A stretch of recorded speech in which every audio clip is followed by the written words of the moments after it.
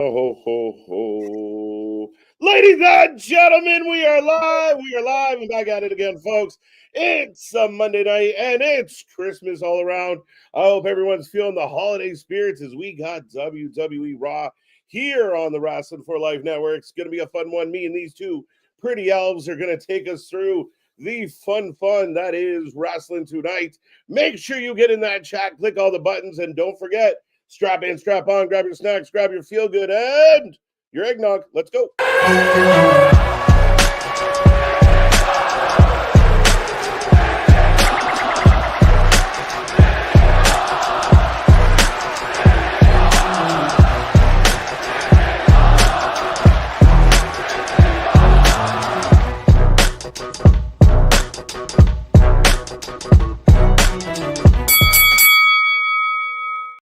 Ding, ding, ding. We are live and back at it again, folks. Like I said, we are the Wrestling for Life Network. We are the channel that just watches more live wrestling than anybody else out there. Looking forward to a fun one here tonight. Our Christmas party as we stream all the way. And we're going to have a good one. Like I said, me and these two guys got you for the next couple hours as we cover Raw. Reminder, I don't want to hear any spoilers. Don't be put on the naughty list by spoiling anything for anybody, but get in that chat. Let us know what's on your wrestling mind. Of course, lots of things going on. Even though it's the holidays, the news does not stop. Lots to talk about, lots to get into. Blow up that chat. But I will remind everybody out there, I am Mr. Every Night, KJ White, the Iron Man of YouTube. That is Ringsider Anthony. That is Big Nick. Ladies and gentlemen, boys and girls, children of all ages, the Wrestling for Life Network proudly brings you its tag stream trios champions of the world. The chapeau that runs the show, Ringsider Anthony, the Every Night Delight, KJ White, and I am Popo Gijo. And shout out to anyone that actually gets that reference and everything. Yeah, yes, my guy. We got Monday Night Raw. We're drinking it all the way. Well, yeah, put that cookie down. Let's go. But, how we feeling? How we feeling, gentlemen? Shoot, I'm excited that Raw's on tonight. I'm excited that it's Christmas, favorite time of the year. Let's just get rolling. Let's get this party started. That's kind of how I feel. Absolutely. Yeah, I'm out here with the Ula Fa La La and everything like that. So 100%. I am the tribal clause out here. It's going to be a fun one, folks. We are live, we are ready, and we're dialed in. I see that chat filling up already. 50 people hanging out with us. We are still about 28 minutes away, 27 minutes away from the start of the show. But yeah, I'm pumped. I mean, again, last wrestling show before Christmas for us, and then we are back at it again. World's End on the horizon. The new year is on the horizon, and I think a lot of us wrestling fans pumped for the calendar to turn, heading towards January 6th, heading towards January 25th, heading towards Royal Rumble. There's so much to talk about. Yeah, I think this actually might be one of, if not like the last Monday Night Raw on USA Network. Yeah, second to last. So yeah, second to last. 100%. So it's crazy. It's crazy with all the changes happening that, like, we got Netflix and we got, like you said, the Royal Rumble. I mean, and then Netflix is going to be streaming like all of WWE content, you know, across the world with the exception of the United States. Like, I think we are ready for 2025 to hit so we can experience this new wave of WWE happening next year. January 6th is basically a pay-per-view kicking off Netflix. 100%. Right. I mean, it's literally, you keep seeing the card and it's stacked out. Like, it feels like what is like a start of the year WrestleMania Night 1 card. Yeah, absolutely. Go ahead, Anthony. Yeah, absolutely. Like, they're building this up to be like a pay-per-view. That first episode of Monday Night Raw, where I think we got two championship matches, and then we got the Roman Reigns match going down with Solo. Like, it's crazy. I think it's one championship match. I'm thinking that the Seth Rollins match is championship too, but it's crazy. January 6th. Yeah, it feels like it kind of should be and everything. That almost feels like it eventually was going to be. Do we see Dwayne? And I thought it was really interesting. I know we talked about the Cena retirement and everything. I wasn't aware of that. He's back full-time schedule. Like, January 6th, Monday Night Raw kicks off, Cena back as a full-time guy. I thought it would have been more spot showy. He shows up at like the Rumble. He shows up here. He shows up there. 100%. I mean, I think we got a lot coming our way. And again, I think, like you said, Nick, a pay-per-view-esque set up for January 6th.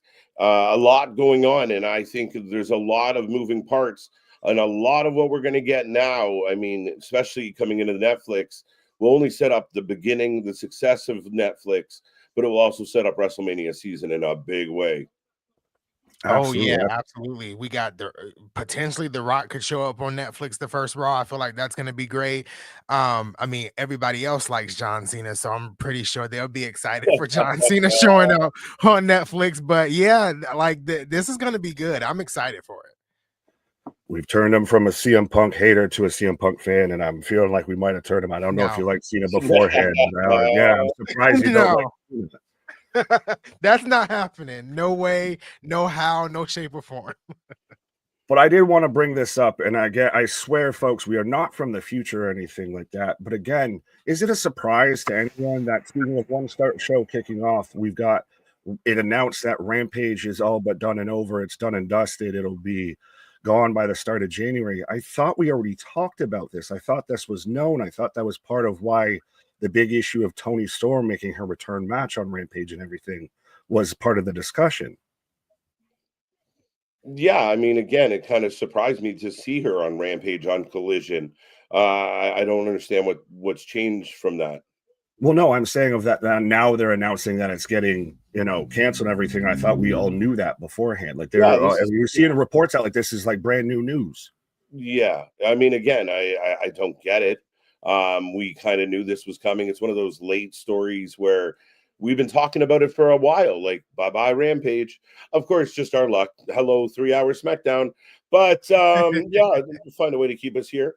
But yeah, I mean, again, Rampage should go away. And if they're going to bring Rampage back at some point, they got to consider how to handle it and what to do with it and make it different.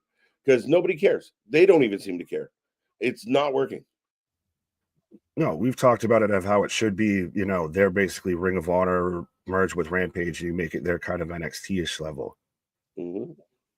Oh yeah, absolutely. And it was somewhat announced earlier this year when it wasn't in the negotiations. Like clearly the letter said Collision and Dynamite. So sometimes I feel like the IWC either forgets or they just are a little slow that it was somewhat announced earlier this year that Rampage is going away. Right. Do you think that they add like another show or anything? Because I think they do have like Fox might be part of it and everything too. They've got everything going to Max. Maybe they do something on there. Do they allocate that time slot, what have you, those resources somewhere to something else? I feel like before they add another show, they need to work on Dynamite and Collision.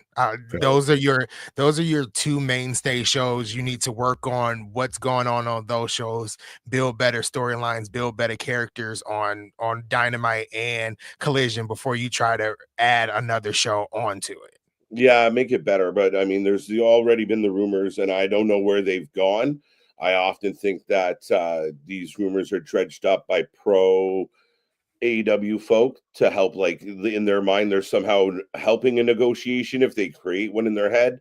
But yeah, Fox was apparently considering doing Shockwave. And like Anthony said, and we've seen this all the way through their history lately, is, get your shit right before you start building new stuff. Like, you got to make sure the foundation is strong if you're going to continue to build up. And right now, everything seems so flimsy.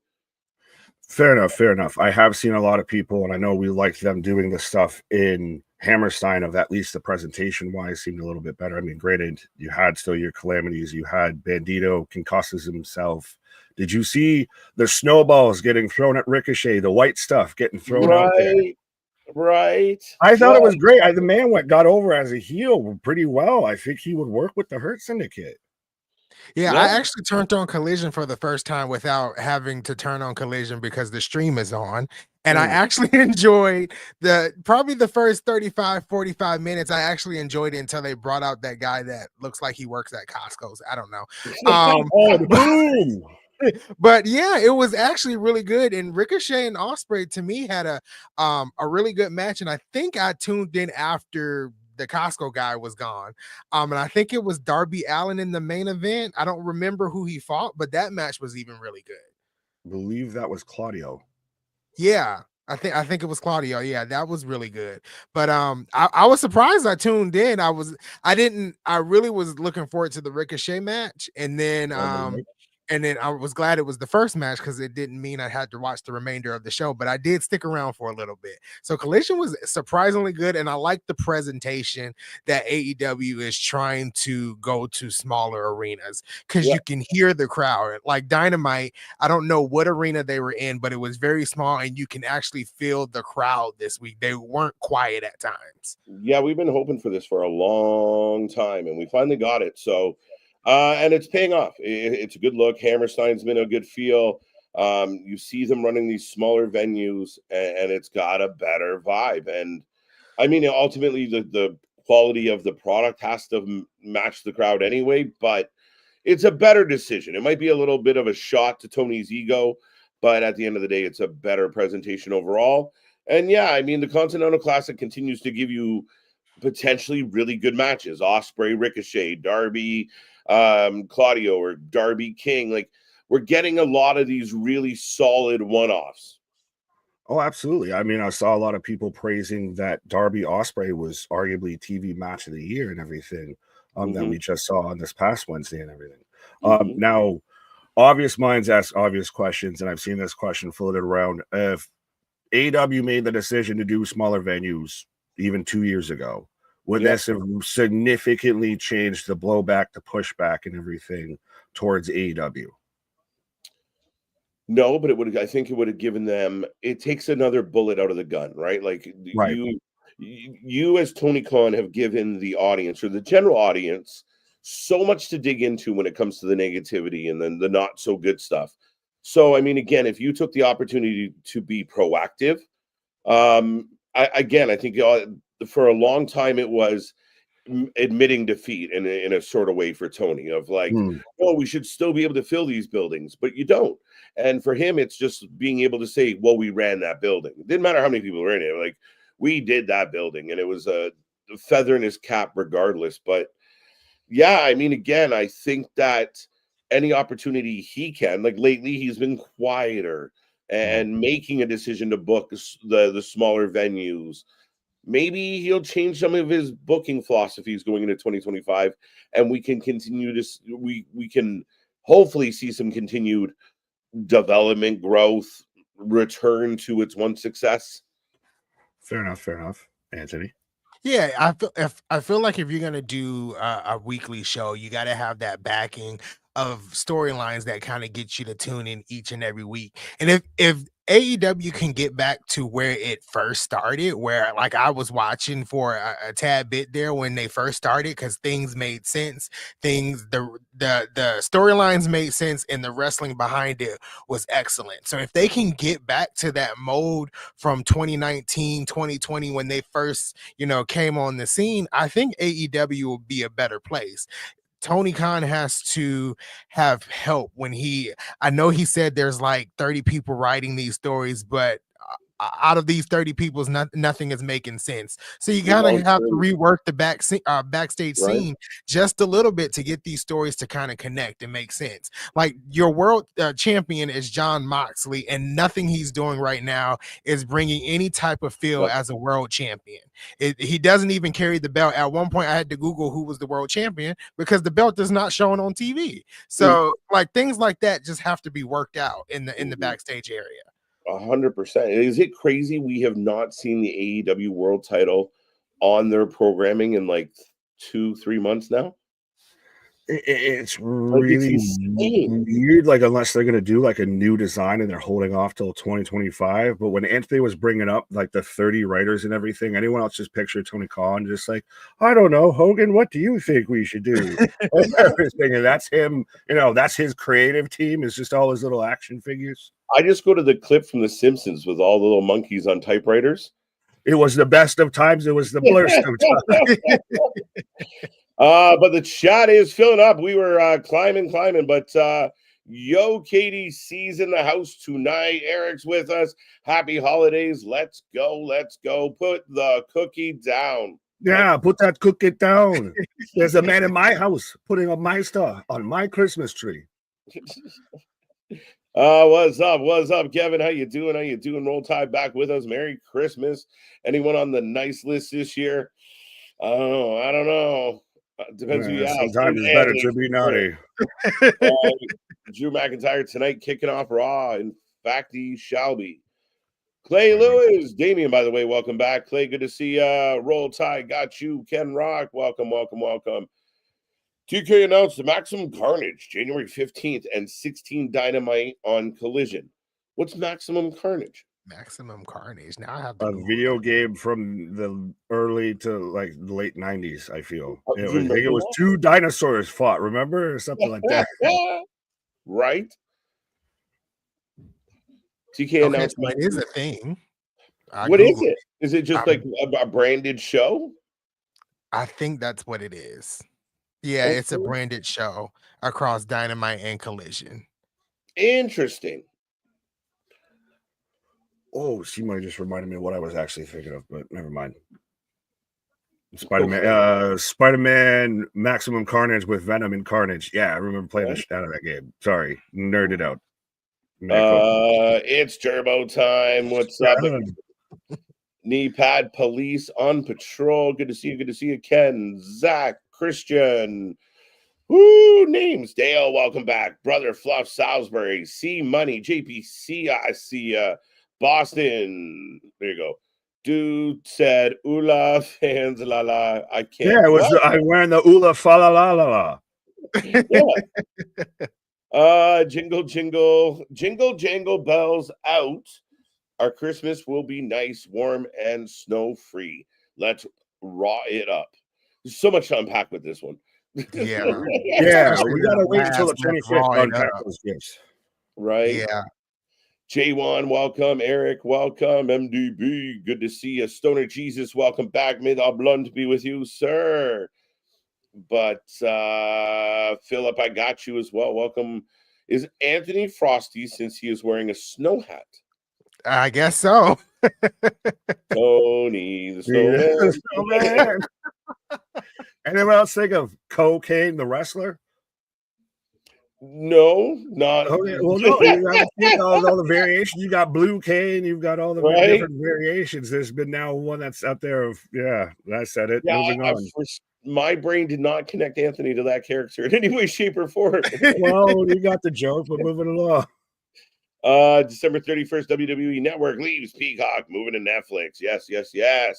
So it'll be very interesting to see what we get our access to on Netflix now. It's going to be fun. Yeah. And I still don't know if they're going to do, when they go overseas, if they're going to do those Monday Night Raws, etc. live. Apparently they are. That's the rumor. Yeah, that's the rumor. Yeah, they'll be going live. So they'll still, because then it will be available to anybody once they get home from work. So from my understanding, they will go live at in the as it pertains to the time zone they're in. That'll be interesting as hell. Right? Happy early Christmas, y'all. Let's get the W show as always. Let's go. As we are about 11 minutes away from the start of the show. Is Anthony the mailman in Jingle All the Way? He's the little kid, clearly from the. I'm the little kid. No, he's supposed to be Jamie.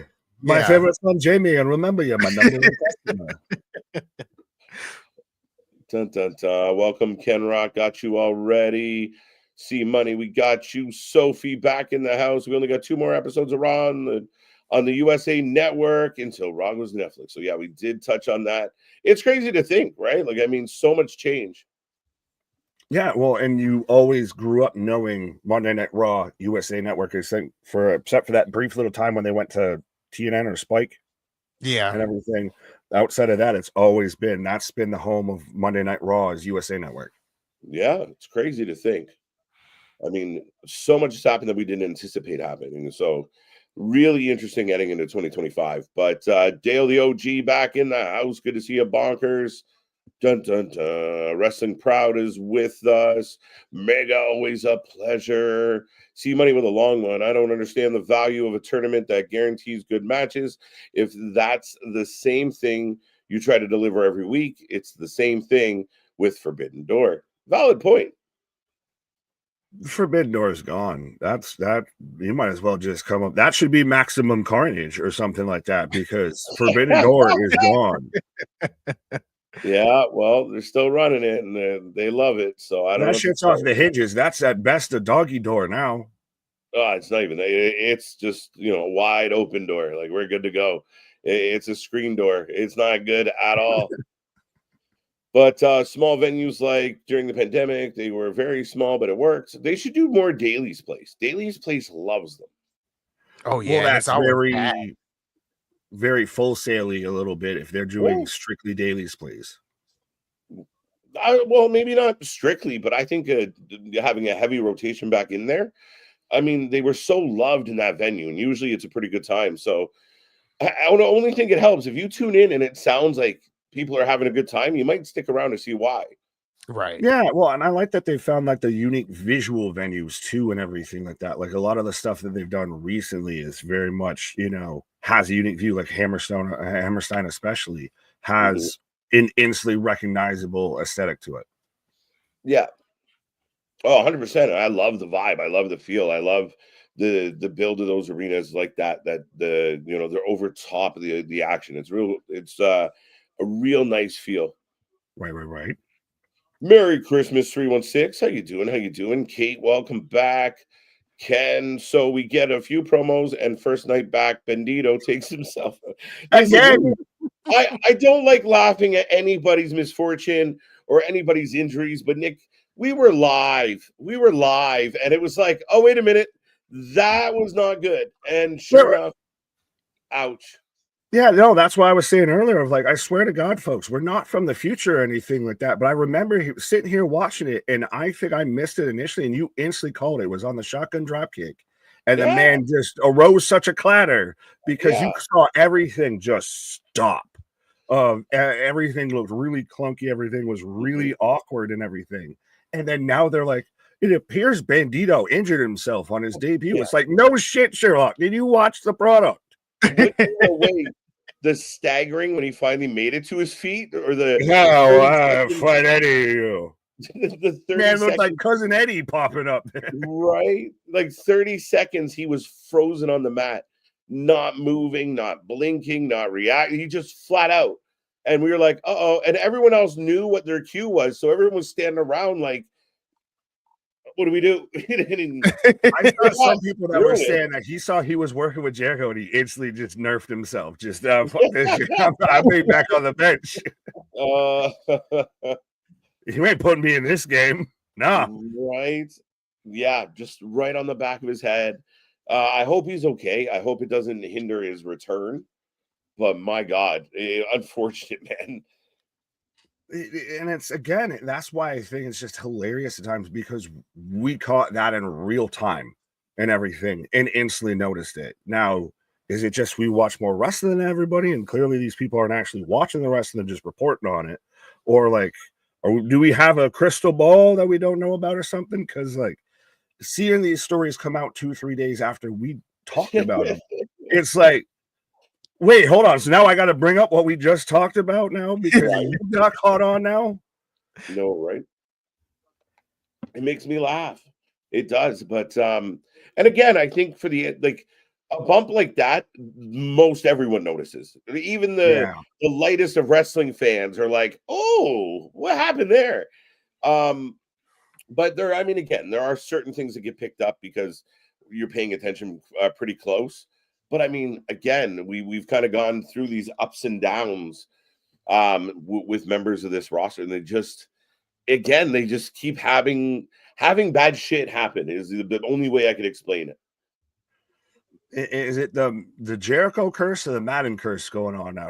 Like I said, I still swear, I think this man just, wait, you're going to put me back with Jericho after I just left and everything like that? I've been out this whole time, and this is what you give me? Nah, you can have that. That ain't what I'm mad at. Oh, my. MDB, we got you. Dale, we got you. Stoner, we got you. Who else is in the house? Capone, I got you. How you doing? What's up? Saf it back with us. AD and AZ. Merry Christmas. Oh shit, what's up, Anthony? Does TNA know you're cheating on them? They might. They may be unhappy with me. Right.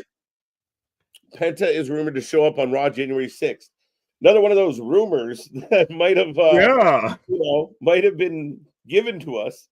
Well, it is Festivus, so this is again just feels like the airing of grievances right now and everything. So happy Festivus, everyone! But this is what it feels like. Of like we've talked about this and everything, and it's like, yeah, it kind of makes sense. I mean, I thought initially it might have been too fast. We still don't know and everything. It could be completely wrong and everything, but it's kind of one of those. It's almost so obvious. How did you miss it?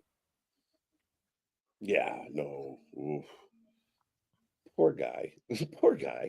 T's and P's. Ladies and gentlemen, we are about 4 minutes away. Welcome, Daniel. Good to see you. What else? Anything else newsworthy over the last couple of days that we should mention? We got the big TNA news that came out with the streaming, not the streaming deal, but the television rights in Canada. So basically they're taking over WWE Sportsnet spot. And they'll have TNA Weekly on Thursdays, and I think they're gonna create some new shows for, because I think they're trying to cover a lot of WWE's ground. So that was kind of crazy. The news actually broke probably about 4 to 5 days ago that they were taking over WWE's old stream spot in Canada. So to have that announcement today, I think that's great. So that just kind of shows that I think they got something coming in the US soon. If they can land that in Canada, I think they can land something big here in the US. That's a good start. That's definitely a good start. I mean, it's a good sign that they're going to run the programming whether they get the American contract or not. Right. So that's kind of, we're going to do what we do, and hopefully a part of the process it gets picked up. I mean, it's an interesting strategy, but man, I mean, that's good for wrestling watchers, especially like you said, TNA feels like they're making moves, and in 2025 is going to be good. Well, and especially as representatives of the American delegation, and you are clearly a representative of the Canadian delegation. So for those who don't understand what Sportsnet is and everything like that, can you kind of explain like what kind of deal that is and everything like that? Yeah, so all our wrestling goes through Sportsnet. So not just Sportsnet, TSN's the other one. So TSN here is like our ESPN, right? The Sports Network. It actually uses Sports Desk. I think it's the same. Yeah, it's just sorry. So to me, like Sportsnet is the one big competitor to that. So they're the other sports channel where multiple channels. And now technically, if you want to get the WWE network in Canada, you have to get the Sportsnet package because it's one of their channels. Now that's all about to change. I'm very curious because I don't know how it's all going to work out yet. But so Sportsnet's like the second, the 1A, the 1B battling competition for sports here. So Dynamite and AEW programming is on TSN, WWE programming is on Sportsnet. So a lot of shuffle. Fair enough. Yeah, no, like I said, I had seen the news come through and everything. I know Anthony shared, I think you even shared it too and everything. I had seen it going around, but again, I'm not familiar with those channels and everything. Didn't know fully what that meant outside of like if it ain't Fox, if it ain't, USA Network, I don't fully understand. Right? No.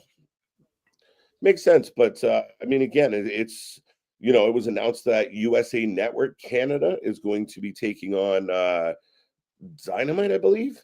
Yeah, I think it's Dynamite or Collision, one of the two. But I think it's Dynamite. So yeah, I mean, again, I think it's very interesting times with a lot of these rights deals and trying to shift things around. So yeah, the fact that TNA will be on Sportsnet is a big deal because that content being there. I mean, a lot of times if you're browsing for WWE stuff and you happen to stumble upon another option, it might pique your interest. So for my money, it's pretty good. Speaking of pretty good, I have then.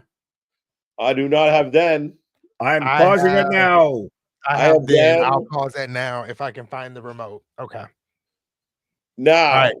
Now. How now, brown cow? Forever. Yes. I think this is the best we're gonna do as a 3. that might have been me, Nick, and Anthony just tried to sync up. You guys can do the same as we are on together. Yep. Big WWE Yes, I got the big logo fading I got away. the big logo. There you go. Not bad, guys. WWE is going live with Raw. Drew McIntyre is opening the show. Get in that chat. Say Merry Christmas. Say Happy Holidays. Be a part of the fun. Be a part of the party tonight. Our last stream before the Christmas break. And we will be back on Thursday as we jump right back at it. No rest for the wicked as we got more coming your way, especially with World's End on the horizon, which is going to be a marathon. Right. Ronan, what up? Friday after next. I love that. Oh, one of my top flight security in the world, Craig. Jose Rodriguez, Merry Christmas, everyone. Where the ho-ho-ho's at? Holla if you hear me. JV, what up? I only know about TSN because of hockey and Rogers Cable. And I think he was talking too. I guess it's similar to like Sky Sports in the UK. Yeah, and that's kind of crazy. What was Sky Sports kind of gain out of this once WWE leaves Sky Sports come next year? I don't know. I'm interested. Yeah. Ooh. So how do we feel as we've got Drew kicking it off and we're replaying Drew attacking Sam and everything? Drew's on a mission, on a warpath through the OG bloodline now and everything. And even kind of proposed it to, I tried to say that word twice and failed both times. Proposed to Solo and everything that, you just stay out of my way. You take out Roman and everything, and I'll take out the rest of them, and then we'll do our business. So I'm assuming Drew McIntyre is upset that the OG bloodline teamed with CM Punk, because I think that was like the reason why he attacked Sami Zayn. So, and he's on a mission. I didn't even know he attacked Jimmy Uso until like Saturday Night Main Event because I missed SmackDown that night. So he's on a warpath to take out each member of the OG bloodline, which is kind of interesting and gives Drew McIntyre a side story heading into WrestleMania. Who does he go to WrestleMania and face is like the big question, but this is a nice side story to get to WrestleMania. It feels a bit of though, like you're now mad at like your ex that you dumped, like going and hanging out with like some other guy, and you're like, well, bitch, you broke up with me. Like we were done. It's over. Why are you mad at them for being around me? Yeah, that's definitely what it is. It's giving that X energy.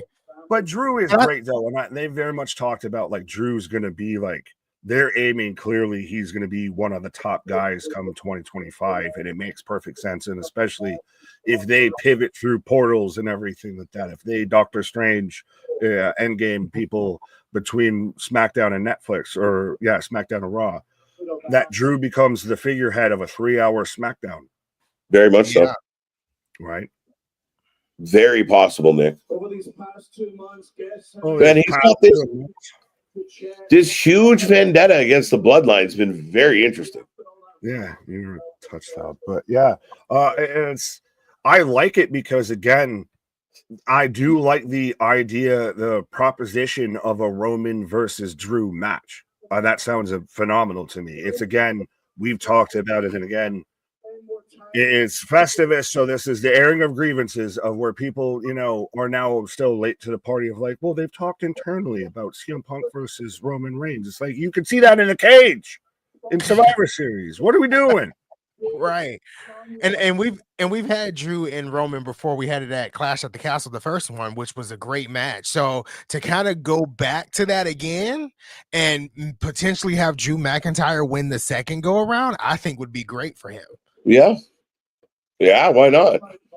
Why not go over Roman though? Like, does Dwayne show up and decide he actually wants to do WrestleMania and cost Roman or do something afterwards? Otherwise, bad blood. Like, that's going to be the greatest myth in pro wrestling since, like, who raised the cage on the Boss Man and everything like that. Of what did The Rock mean was showing up there and that was never seen from again.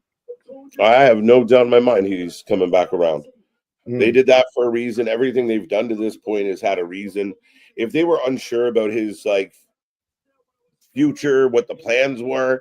Like some people out there act like they're just on a fly. Like they call Rock on he's a Sunday, higher like, up in that hey, company now. He's higher than Hunter. He's higher than Hunter in that. What does that have to do with what I was so saying? He could just say, I want to do this. Okay, Dwayne. Why would he do that? That's been a story. That's been a rumor with his like, ego. Again, think about like normal business practice. Like nobody pro wrestling is not normal business practice. Yeah, first off, that's a terrible baseline to start guys, at. Because I'm on the board, I would really like to just go out and pose and point at Cody and Jay for a minute. Can I? Okay. Oh, I know you don't want me to, but I'm just gonna do it. Like, come on, let's be real. Let's be real. Let's not. I know it's the argument has been made, sir. The argument has been real. Yeah, and for those people making that argument, there's the answer. Don't be so silly. Life does not work that way. You don't just walk like doesn't matter. Oh, he's on the board. People have this like Willy Wonka idea of how business runs. The schnozberries taste like the Dwayne berries. Taste like Dwayne berries. It's definitely going to be some type of follow-up. I remember last year, or when the WrestleMania documentary came out, Triple H basically said the WrestleMania card was set in October of the year prior, right? So, like, it's going to be a follow-up. I don't know when it's going to happen, but I was there live, and him putting up his fat finger. I'm like, we need some movement after this, hopefully. Yeah, I've been wanting it since '39. Yeah, I can only do the show facade for so long. But yeah, I want this, and it makes way too much sense. And I love that it's gotten everybody hook, line, and sinker of like, well, we don't know what he's gonna do. Clearly, I mean, it'd be insane. Like you said, if he had that level of stroke of I can just show up when I want and everything, and just I'm gonna just come out. Did you just abandon ship and go? And jump to our side? yeah, 100% I did. I said I can't keep the shield facade going for so long. I was going to present I was presenting the counter argument, but I got to, go where my bread is buttered. Yes. All right. I was presenting the detractor, the counter argument and everything, and then the walls came crumbling down. I can't say words. Merry Christmas, Dennis. Merry Christmas. What taught me? And here comes the noisy Nancy of WWE. Hey, enough out of you, Boston. The man is nails. Give him some love. I do like this. Like Sammy and Drew, though, still realistically from where Sammy was before, if he was pretty much just Jey Uso's sidekick, to now he's back much more prominent and everything. Like he main evented a Monday Night Raw with Seth Rollins, and now he's in a prominent feud and everything like that for right now with Drew McIntyre, who's coming off of his last feud, CM Punk. I'm really liking how they're using everybody on the roster in WWE. 100%. Breaking news: Dustin Rhodes has officially re-signed with AEW for multiple years. He announced it. There we go. Right. Look, for the Sammy haters out there, listen to this man just unload a heartfelt, absolute barn burner of a promo. He is cooking. It's better than what Drew McIntyre was doing earlier, complaining and whining like he usually does. Give him some love, MDV. Come on. This is what works: is Sammy in victory and in defeat is always the hero. He is always the sympathetic guy in every situation. It's hard to dislike Sami Zayn. You were the chosen one. Oh, that's not a term that's been said since He Who Shall Not Be Named. Life as a WWE star is not an easy life. It's about sacrifice. Well, that is a big part of it. To get paid very well to make those sacrifices. My sacrifice. Trevor.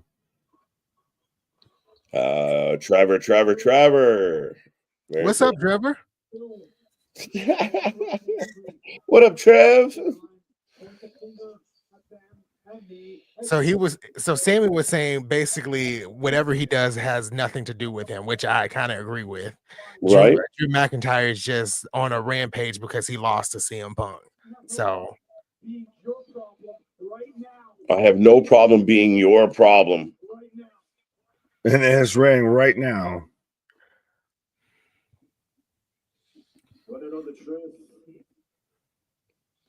Yeah, let alone.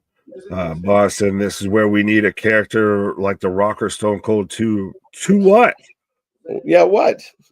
Boston, you got to finish that statement, man. Well, and it's even that of comparison is the thief of joy. If you keep trying to act like the last is supposed to be the next, you're never going to find the next and everything. That's the thing. It is. You look at everyone that Hulk Hogan transitioned to Stone Cold, Taker, and The Rock and everything like that. Nothing anywhere near what Hulk Hogan was and everything. Like, just let these motherfuckers cook. Give them some time. They're already getting everybody over. Like, don't hate them just because they're not Dwayne coming out or something. Okay. Sammy has never beat Drew McIntyre. That's news to me. Yeah, apparently not. Well, again, how many Sammy wins do we really remember? I mean, plenty. You implying like Sammy doesn't have wins? No, I'm just saying he's been on a little bit of a close streak. So, I mean, it could check out. It could check out. Did he just mention his wife and kids in the back? I think so. When it comes to wins and losses, you've got my number. You're right about that. And I'm not 100%. Haven't been 100% for a couple weeks since Saturday night's main event. You're right about that too. JV, you can never find the next, but you can find the new. Celebrate and try to get healthy over the holidays. Boston. Now Nick is ranting about something I wasn't even saying. Well, I'm good for that. Welcome. Hello. Hi. First time. I feel like the drink's playing on me. First time. And they're fighting. Glasgow kiss. Headbutt. And no mistletoe, but still a Glasgow kiss. Yeah, absolutely. Ooh, so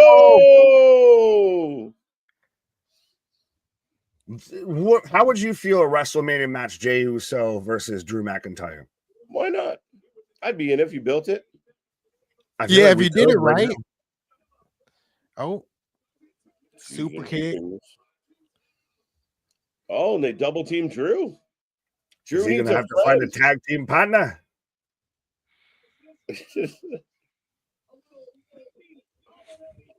Reading quote books on the toilet. Yeah.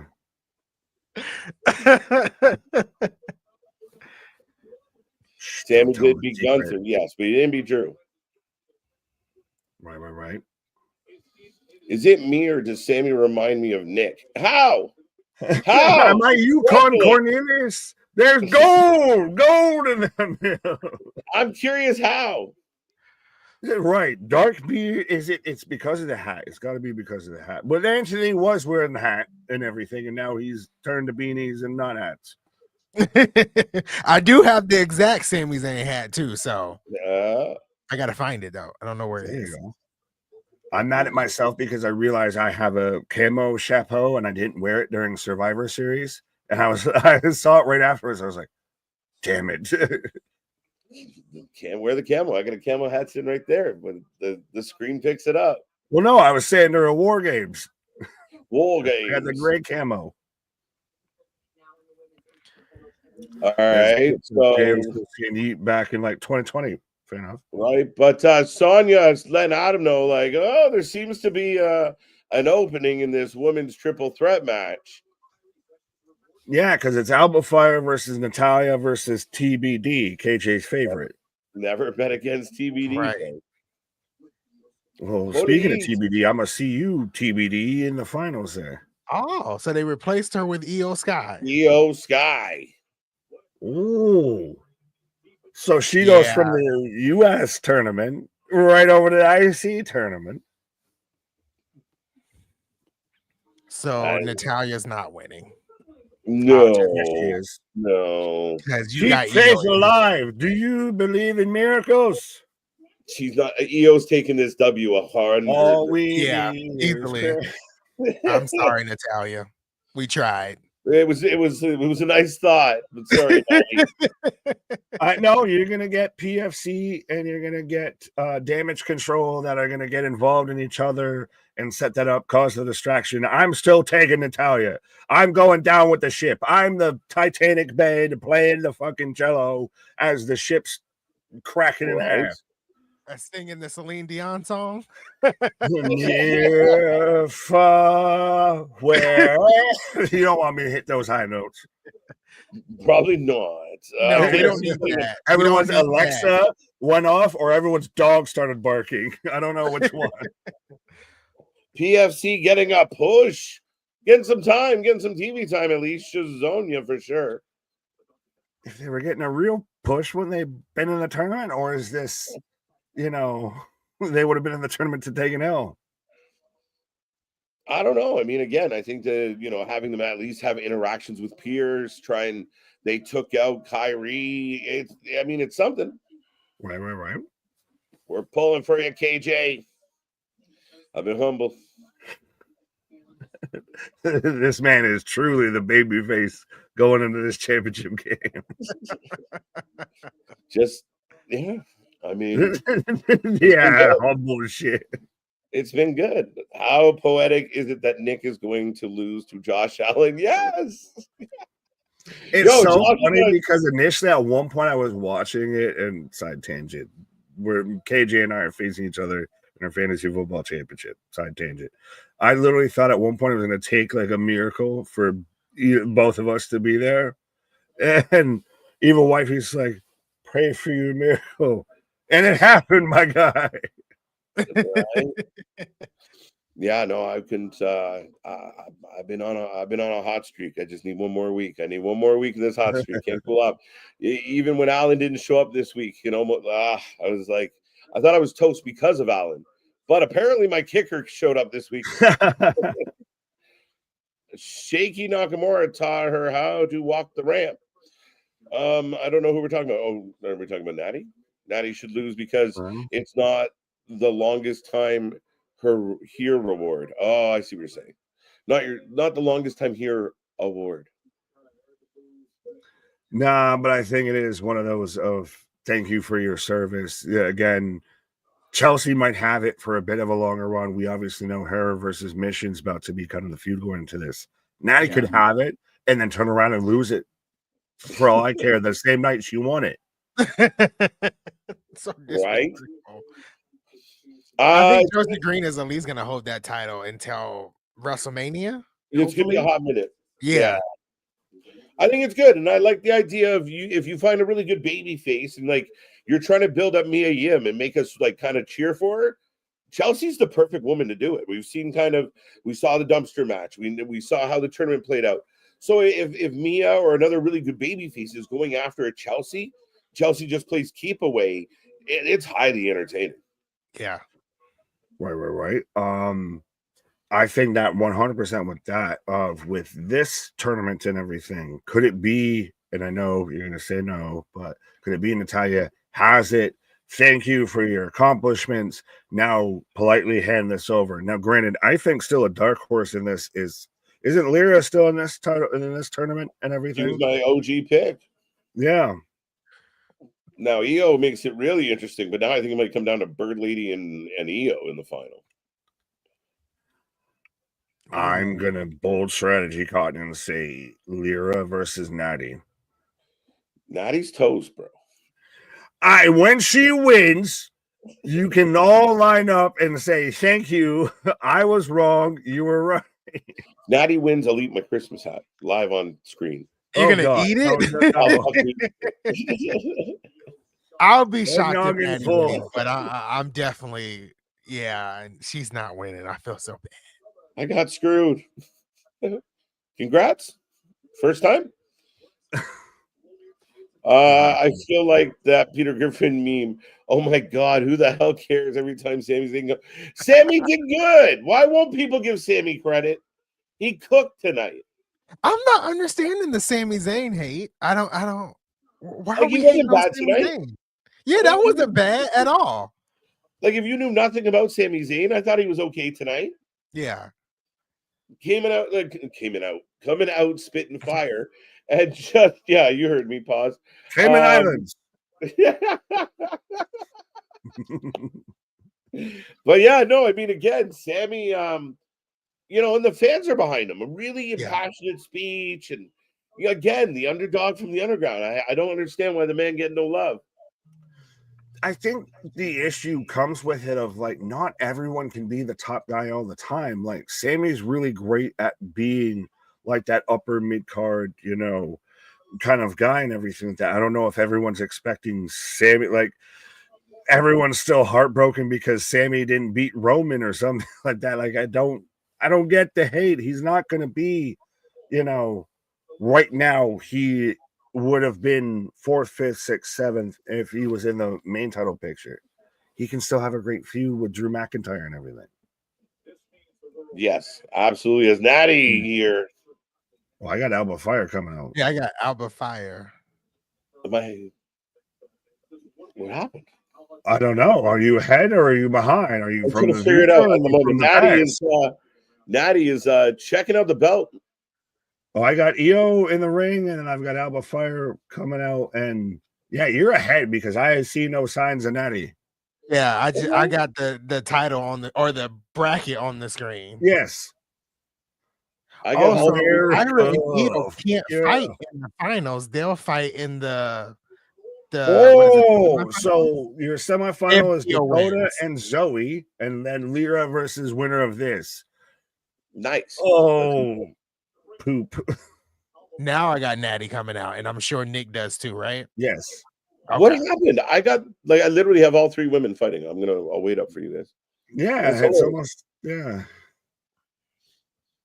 Natty's doing her best. Yeah, no. Getting Dolly Parton, Trish Stratus. Right. That's definitely a cross of Dolly and Trish Stratus. Yeah. That's fucking Timu Trish. It's just all pink, my guy. It's all pink. It's not nice. That's not nice.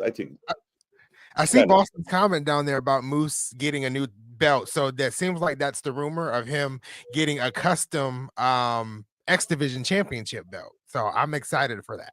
If they put a big Moose on it, that would be awesome. Antlers on it. Right. And then it can pull KJ over. Right. Oh, yes. That would he's swinging. He's trying. Anthony, you should do Ricochet laugh. I've seen that a lot in the comments. I don't know Ricochet's laugh. I don't. My laugh is my own, folks.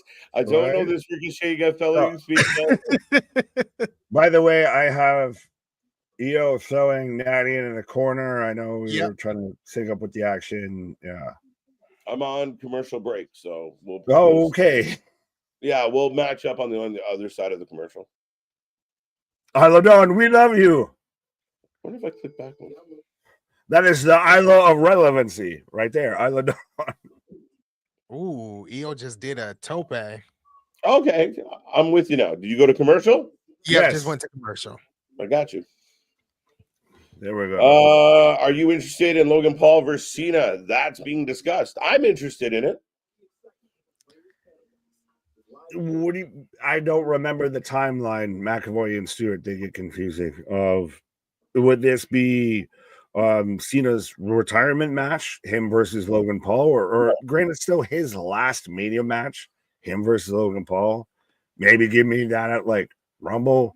Give me that at like Elimination Chamber. I don't know if like last John Cena WrestleMania match, him versus Logan Paul. Yeah. Just 2 days. Yeah. I mean, again, go ahead. For me, it doesn't matter, I guess. Like somebody in this match, damn it. I mean, I think Logan Paul versus Cena would be an interesting match to see at Mania. I don't know if it should happen at Mania. I'm kind of on Nick's side. Like, if this is going to be John Cena's last year, maybe he should have a bigger match at WrestleMania, not the main event. We don't need to see him in the main event, but, a bigger match per se. The Jada Kiss laugh. That's awesome. Uh-huh. But, I mean, again, I think if you're having, John Cena on a consistent run full time through 2025, him having an angle or a runoff with Logan is good for business. Mania, I don't know about Mania. I mean, I guess part of the sentimentality of like, a CM Punk or a Randy Orton, or a Cody even makes a lot of sense. I don't know though. I mean, again, if you're trying to pole vault what you deem as like a future guy, it's not a bad show, but I don't The love guy it. who retired. He But didn't retire. Fans are dumb. fair enough. I'm not going to touch on that any deeper. I'm going to people mad. But I don't hate the idea of Logan Cena. WrestleMania, I don't want it there. Like those, that's like holy ground. I'm almost to the point of, I know it's still obvious questions for obvious minds and everything. Which to you is bigger, Cena's last WrestleMania match or Cena's last match, period? I'm the wrong person to ask that question to. Like something, please, damn it. It's the holidays. At least act like you want to be here and everything. Probably his you go to your like aunt and uncle's kid Christmas party and everything like that, where like one cousin and everything like that. At least act like you want to be there. God damn it. Pick something.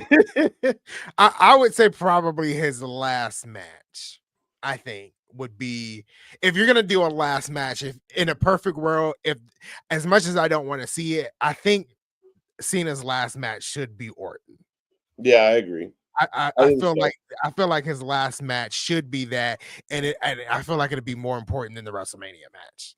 Cena wins the title. His last match ever is against Orton. Orton beats him for the title and retires him. I'm a happy kid. Cena takes the record. Randy moves up one in the chart, and it works out great for everybody. We are back in the action as I've got EO, well, now getting countered, Irish whipped in the corner, slides through.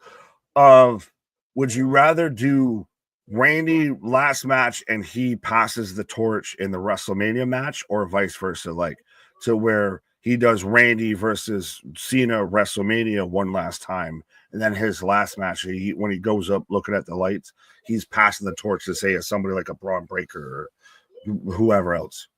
Maybe. Well, I mean, I'm not trying to be crude here, but hasn't he passed the torch like 2 or 3 times previously? Yeah. Listen, don't you lump him in with Chris Jericho? Yeah, I think we're at the point now with Cena doing his victory lap. He's not passing any torch. He's just waving goodbye. So the torch has been a pass. So for my money, it'll be very interesting. Again, if you're trying to sell tickets and you're trying to hype something up like Logan Cena, I could see why they'd be tempted. But I think they got a lot of options, if nothing else. Well, you could sell any match if you sell it just alone as Alba Fire hits a swanton on both competitors, two count. But you sell it just alone if this is John Cena's last match. I don't give a fuck who you are. Whether you've watched wrestling in the last 10, 20 years, you're tuning in. Yep.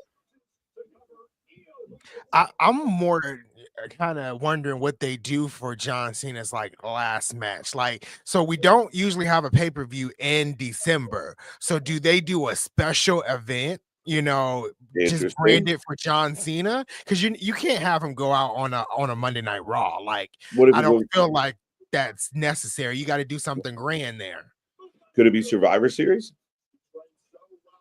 No, that's a good one. Undertaker, just fuck you, Taker. Oh, you thought this was your pay-per-view? Oh, so you saying he can't retire on it because it's Undertaker's pay-per-view? Exactly. Survivor Series is Undertaker's pay-per-view. You don't touch that.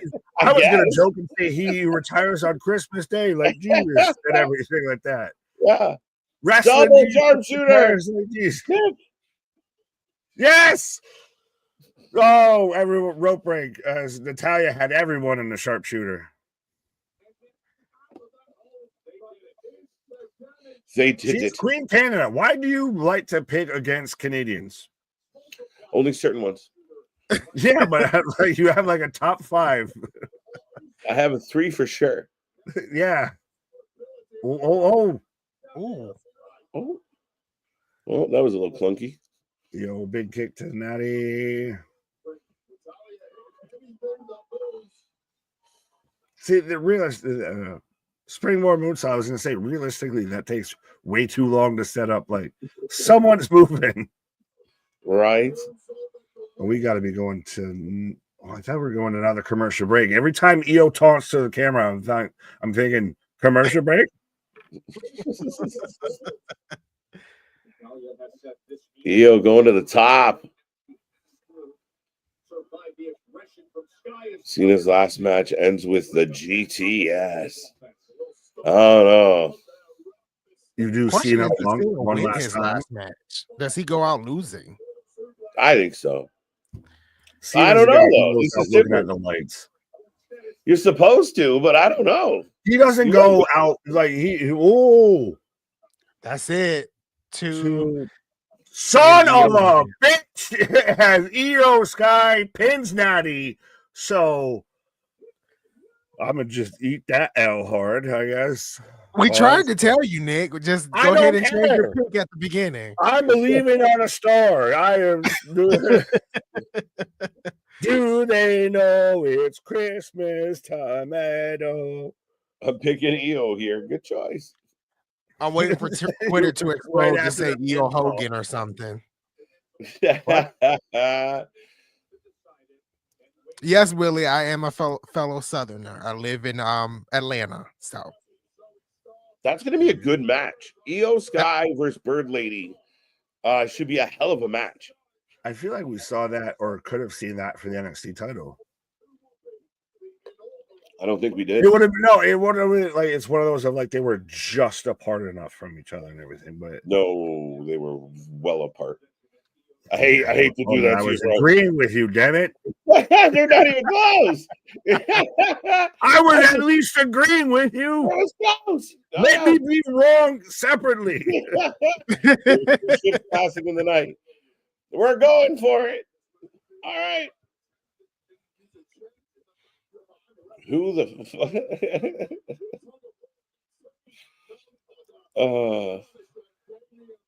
as we got a replay. Yeah, the Viking Raiders taking out Judgment Day. And again, I'm sorry, but it just becomes this whole thing of like, no shit, Sherlock is wrestling journalism, I guess, in 2024. Of like, I feel like the Raw tag team titles are going to be defended more with the Viking Raiders holding them. I think we've all thought that and said that. Like, what is happening? Right, as we are in the back with Judgment Day.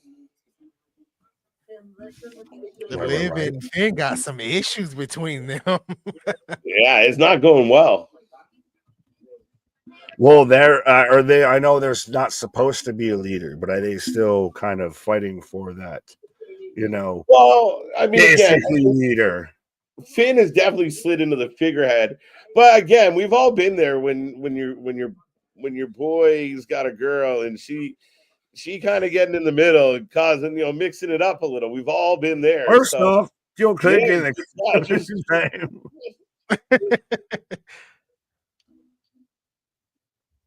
yeah. I want Carlito's, Santa hat. I want the black Santa hat. Yeah, interesting times here with Judgment Day. Could there even be a split just because of brand split? Half of it goes to one show, half of it goes to other, what have you, etc. I really would like to see Liv, Dom, and Raquel be like as a kind of a faction. If we're gonna do the split, right, those three together will work better. So I can see that happening as we do this whole trade, I guess. Well, no, it is the I keep going to the transfer window, like the college football and everything. Yeah, it's something around. It's akin to that. Yeah. So, I think the time is now for them to kind of split Judgment Day up, and if they do it, I think it's great to do it in the transfer window. Is that the end of per se Judgment Day, or do you have Liv, Dom, and Raquel kind of, I guess, carry on the name, and do you leave Finn JD McFunko Pop, which speaking of getting ahead in the situation, the man's got a fucking parade balloon as a head. So he's getting ahead in it. But pause. Do you see like Finn, JD, and Carlito, if they go into that whole the street trash, merch and everything that they've out there put out, and they've been actually wearing too. I mean, you could do that. You can have Liv and them retain the Judgment Day name, and then you give the other guys street trash. I can see that happening. I can see that happening. It could also be the reverse way because Liv, Dom, and Raquel give those street vibes. That's a feeding day for Rhea. That's true. That is true. Calling Dom a chicken tender slut and everything like that. Yeah, that's true. That's feeding day for. But if the feud is over between those two at the Raw on Netflix and Rhea wins back the title, I mean they can technically take the street trash name if the feud is over and we're not getting Rhea and Liv anymore. Well, and do you think, and this could be actually for a good amount of the matches on the first Raw on Netflix and everything, but especially, I guess, with the Rhea Liv match, does that end the feud? I know we've kind of all thought, some people even in the chat have said, like, just please end this feud. I know 316 is, out there, chomping at the bit, but does Rhea versus Liv on the debut on Raw on Netflix end this whole feud? We don't go to the WrestleMania, we don't go to Rumble, we're done. I think it should.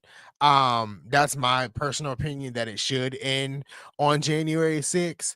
I just don't know what else you do with this, to make it more interesting. It's kind of dragged since SummerSlam, honestly. So I think this should be the ending. I'm still wanting Liv to actually walk away as the champion. I don't think that's gonna happen, but it should be the end of this feud come January 6th. Fair enough. Yeah, and I think there's going to be some that are going to be the ends. There's going to be some that are be the restarts and everything. Bradley, thank you for becoming a member or gifted a membership. There we go. Yeah, absolutely. Man's out here in the holy shit spirit. Yeah. But I will remind everybody, we are the Wrestling for Life Network. We do this for anything and everything. We're on a 48-hour hiatus after this and everything. We're stuffing our stockings, pause. But we're out there celebrating the Holy Spirit and everything. But we'll be back at it for World's End Prediction Show, Friday Night SmackDown. Then we got World's End. We're already rolling right in heavy and hot and heavy into 2025, which I know we did our best of 2024 and everything. And I said it felt like 5 years in 1 year. Mm-hmm. God only knows what 2025 is about to have happen, my guy. Yeah, so much happened this year. Like we lost VKM, like he fully stepped away. Well, we didn't lose him. We kicked his ass out the door. That too. We got Triple H taking over. We got all these side storylines and main storylines. We had Roman losing the title. I mean, we had a lot happen this year. We had CM Punk make his wrestling return to WWE. He didn't wrestle until 2024, even though he made his return in 2023. So we've had a lot happen this year. Right. Oh, absolutely. And again, during even our 2024 best of and everything like that, we were forgetting things that the chat had to remind us of. Right. Holy shit, can actually still happen in 2024. I got Jey Uso and Sami backstage, and Jey looking like he's either about to teach us Jay Kwon or he's about to, just teach us Yeedonomics and everything. Because man's got the head. I don't know how I feel about it. It looks like he's preparing to make a DVD, an exercise DVD, and it's gonna have the VHS tracking and everything like that. Right? He's gonna have the American flag pants and everything. This is what I call Yeet Kwon Do. But no, Bradley 100%. I see Man's out here gifting all the subs. He's out here ho ho hoing it, but absolutely my guy, 100%. And again, I know this is holiday season. This is our little holiday party and everything, but it's hanging out with all of y'all and everything. This is a really cool and a really fun way and everything. Like, I'm really excited of wrapping up 2024 and heading into 2025 of everything we've done, where wrestling's at, just all the way around. 2024 was great. 2025 just seems like it's already going to be a lot better somehow. Right. And just in 2024 in general, how the channel has grown and so much of the stuff we've done on here. We were on the WrestleMania documentary, right? Right. Like that was our exposure to the WWE universe. I mean, it's Right. just been a wild year.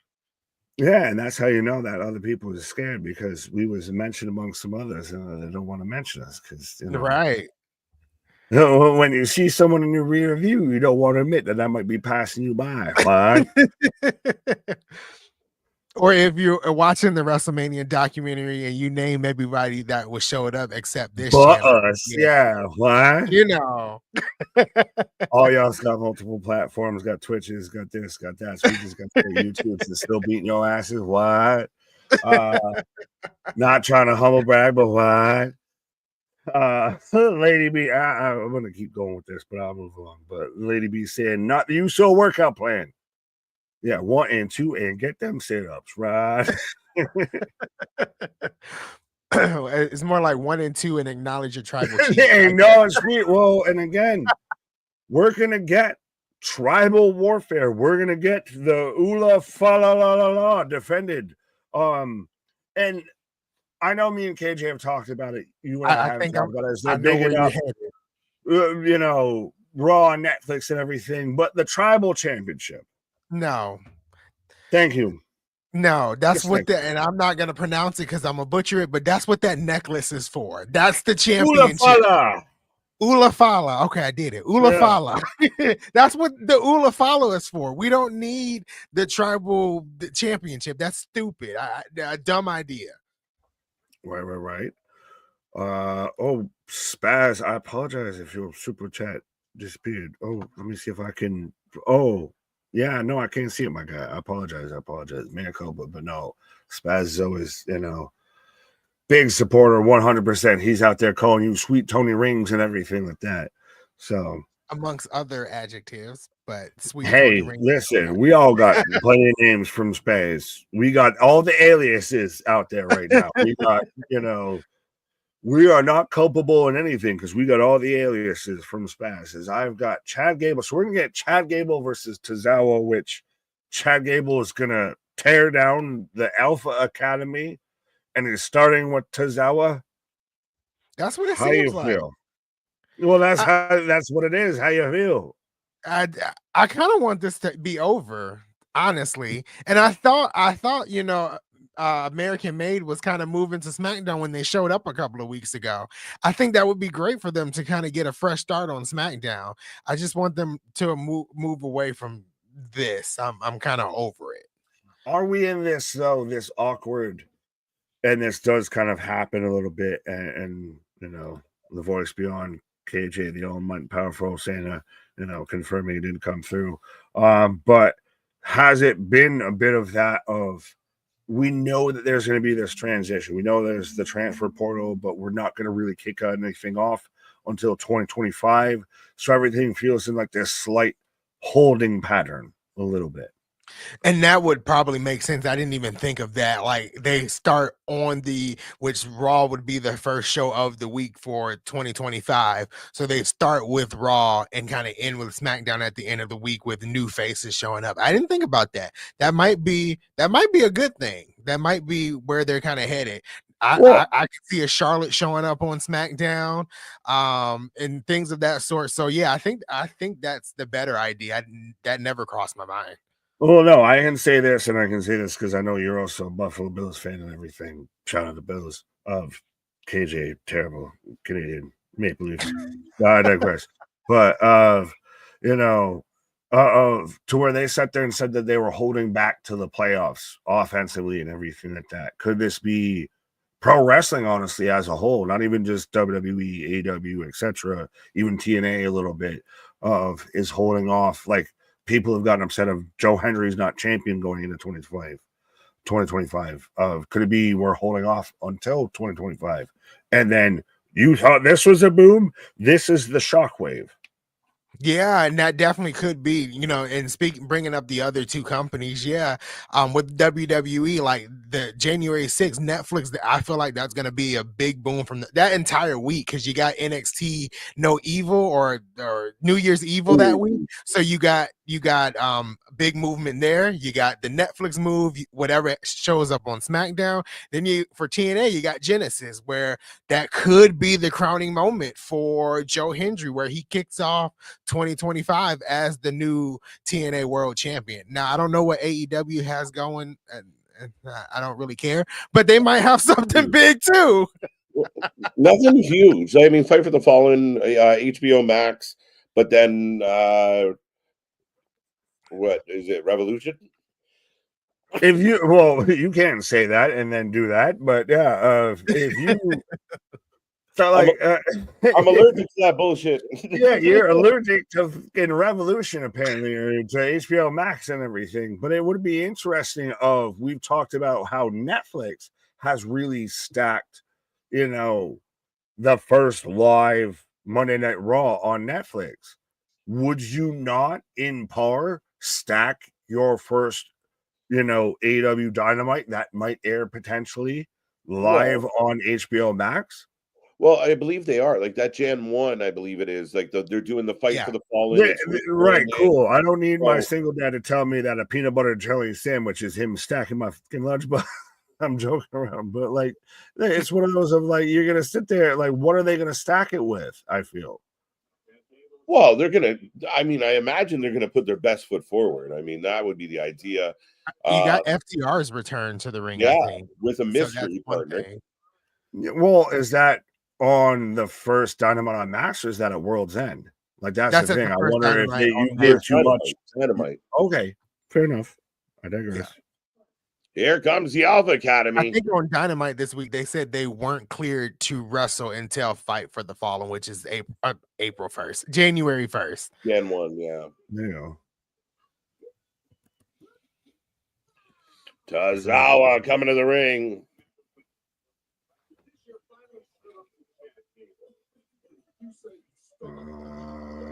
I'm now got the crowd shot on Monday Night Raw. For some reason, like my YouTube paused without me touching it. I don't know. I got the crowd though. I mean, I got Chad Gable now, and now Tozawa coming. All right. Bradley, member for 14 months. Where the hell is KJ? He was here earlier. I'm here. I'm always here. Spaz with a $5 super chat. Sweet cup of cocoa, Tony Rings, and Nicola Grande. Where's Kiggy Jigs? Oh, you should have streamed yesterday. I could have had B-Day with the boys. Big love. Big love. B-Day adjacent. You get, the bonus B-Day. I'm waiting for like stockings or something because the Santa hat and you doing that and everything.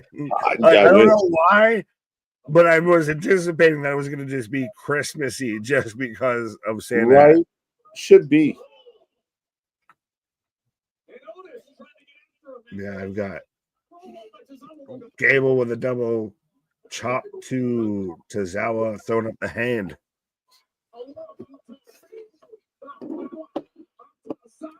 Feel the power of Tozawa. And feel the power. Right?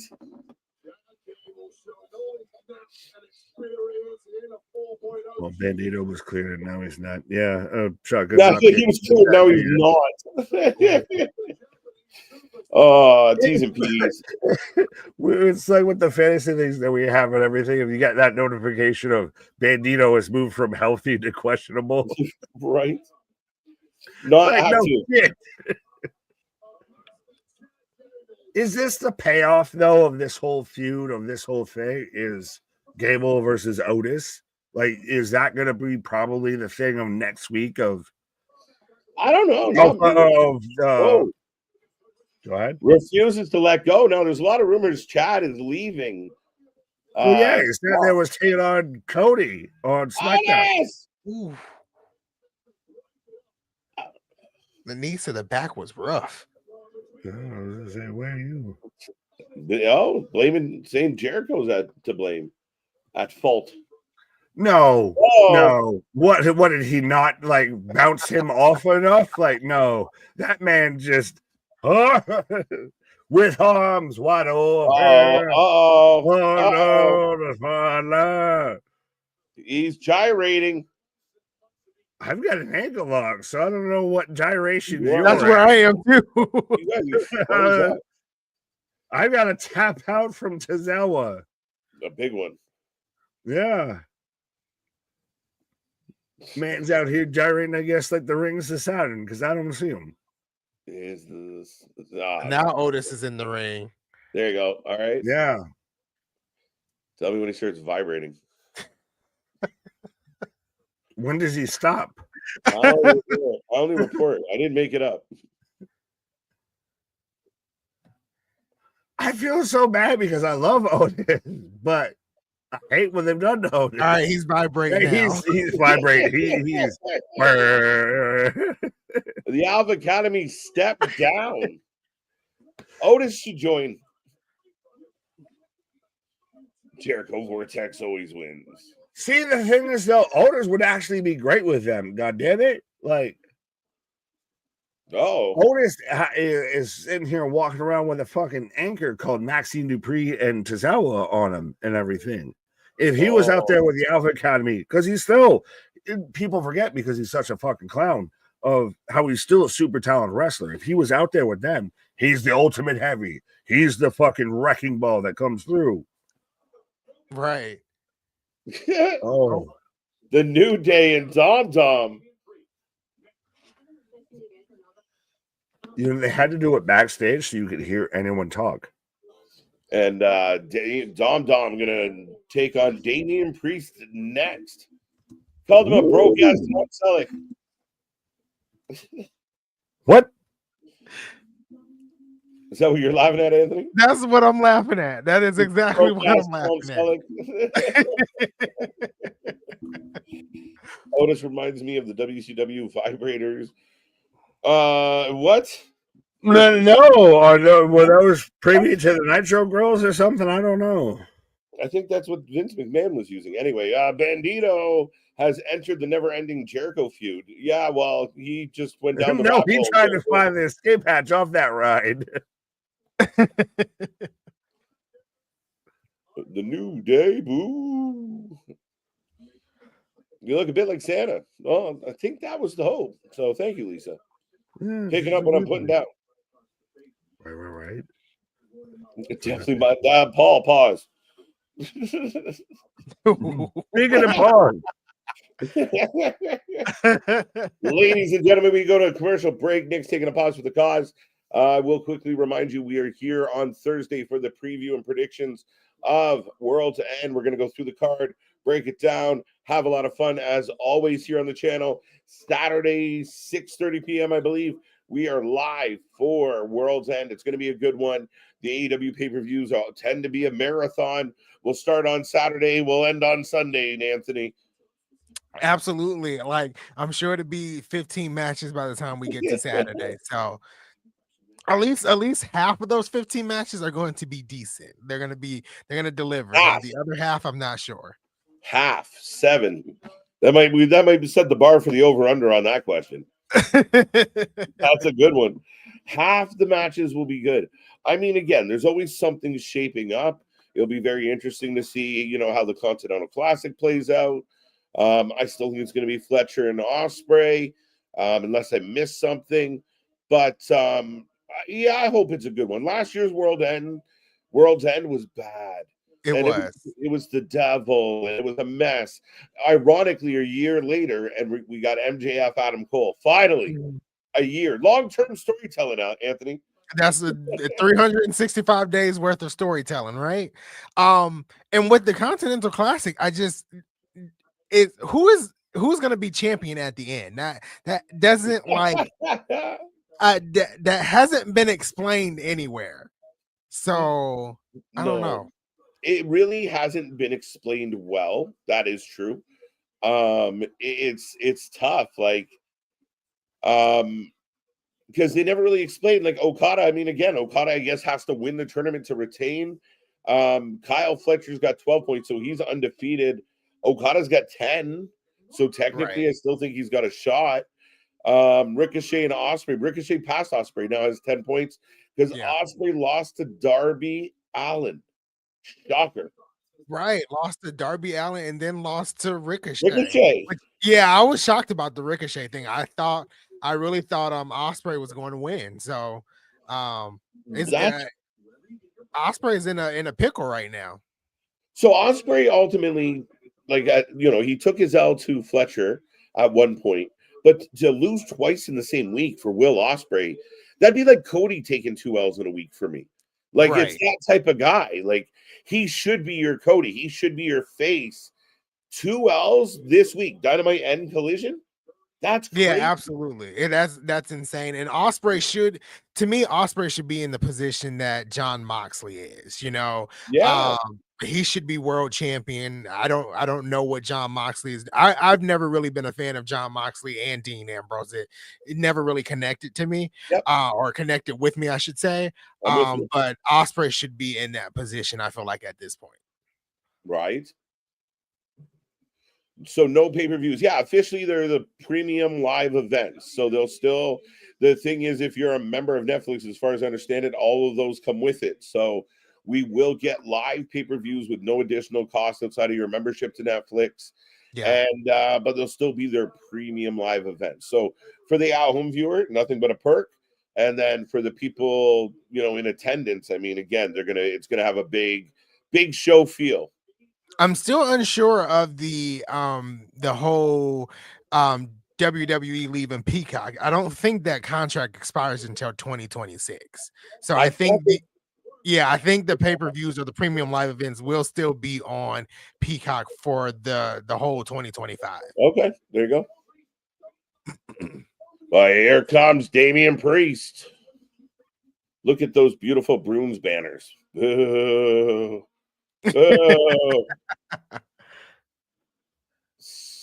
The Spencer rattlesnake. Ho ho so ho. You got Dom versus Damian. I didn't know this was happening tonight. I must have missed that. Dominic taking on Damian. Now Dominic already has a win over Damian recently, so right.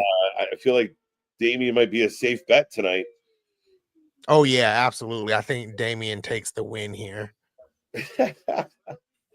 If they do build the big boom and Y2J for the title, then what the F? I don't know, dude. Like, it's such an interesting thing with AJ, because AJ shouldn't be one of the better guys in your company.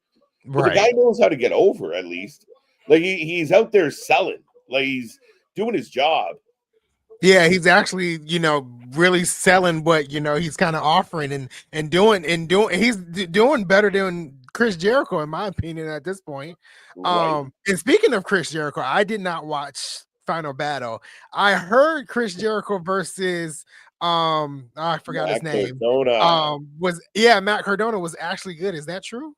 I thought it was good. I thought it was a pretty solid match. Again, there are some moments that, again, if you're being picky, maybe a little bit slow, a little bit sloppy at spots. But as far as selling an actual legitimate match, I thought, and you know what Cardona's like, right? Like, he'll work the crowd, he'll stretch a match out with no interaction, and that's what a lot of it was. To me, it was solid. Like, I mean, I had to give credit where it was due, and for them, I think they earned it. I don't say nice things about Jericho much.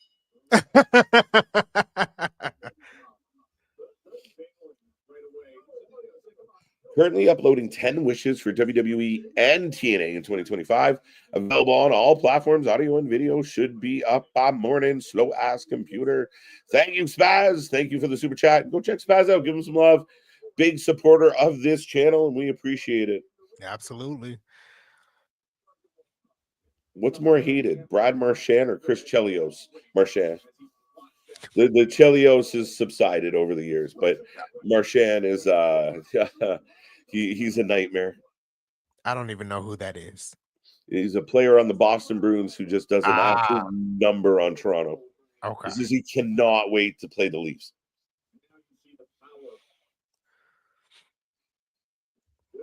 Damien just stretching out Dom. Yeah. Let your backbone slide. Throwing him around like a rag doll at this point. Mm-hmm. Matt Cardona and Edge reunion is going to be wholesome in AEW. Well, that's a lot of the big talk. We were talking about January 1. The rumor is that Edge will be returning at January 1, and it will be very interesting. Oh, yeah, that would be great for Edge to return. He's been out, what, almost a year-ish? About that, yeah. Like 9 months, so 10 months? yeah, now that's pretty big if they do that on the January 1st show on Max. I think that'd be something cool for everyone to see. Mm-hmm. Kenny Omega too, but he's making his return oddly in a different company, which I still don't understand that, but okay. Don't quite get it.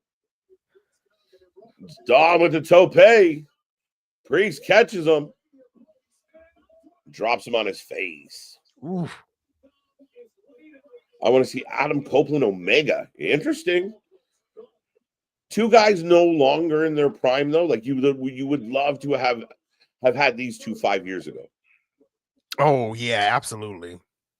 5 years ago, this would burn. This would burn hard. Right. KJ, it was solid, but the ending ruined the whole match because that's all anybody will remember. Main event, it didn't happen or didn't help. Hey! Oh! Was that JD? McDonough. The man stole my costume, folks.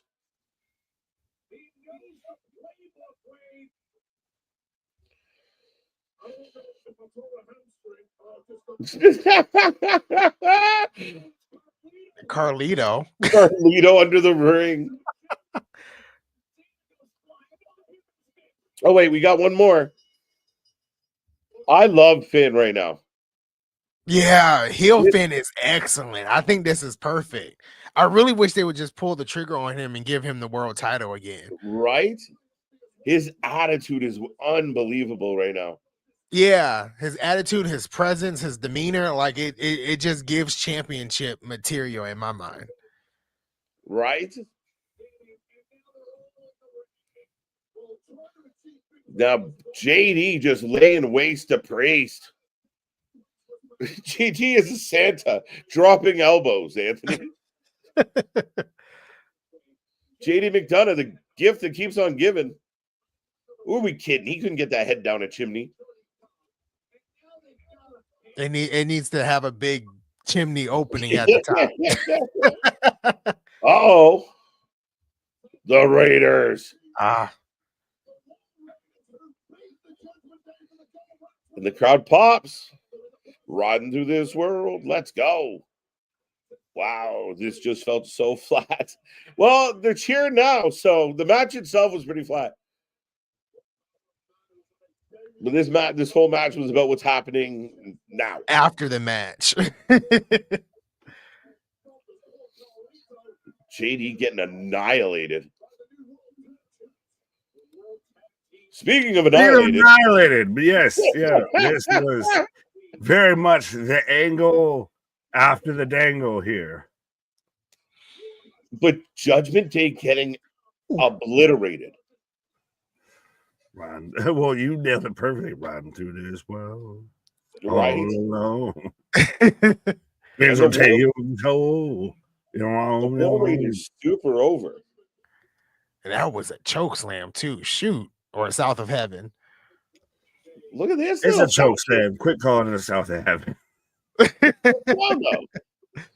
He sits down. All three of them together. That's interesting. Look That's at this little trio. Tell me that's not badass. Yeah, it's when the Sons of Anarchy got with the Lobos and shit like that. And what's his name? They started hooking up with Gemma. Oh, Yeah, everybody that's watched Sons instantly got what I was saying. Oh, Seth Rollins got interviewed backstage, and I didn't know he was wearing that drapes. Nick with a Jimmy Smith's call out, by the way. Shout out Jimmy. Yeah. I'm just curious what the butt room issue is for you. Like, what I mean, he looks kind of dressed normal-ish. This Yeah. man is tinsel. This man is just tinsel. I've tried to sort of explain. Have you seen though the thing going around of between Seth and Punk of like, we're not so different, you and I. Right? All the accomplishments, everything that they've done pretty much throughout their career that's mirror each other. Yeah. Yeah. Very, very kind of similar paths in their career. So I hope they kind of with this feud, I hope they kind of stretch this to WrestleMania. I would love to see them face at WrestleMania. I don't know if they're gonna do it, but I would like to. Okay, they said that you know, to a lot of people, this feels like this is the final conclusion, but this might be the opening chapter. Right. I don't know why people think it's ending. Does anyone like? It doesn't feel like it's a conclusion.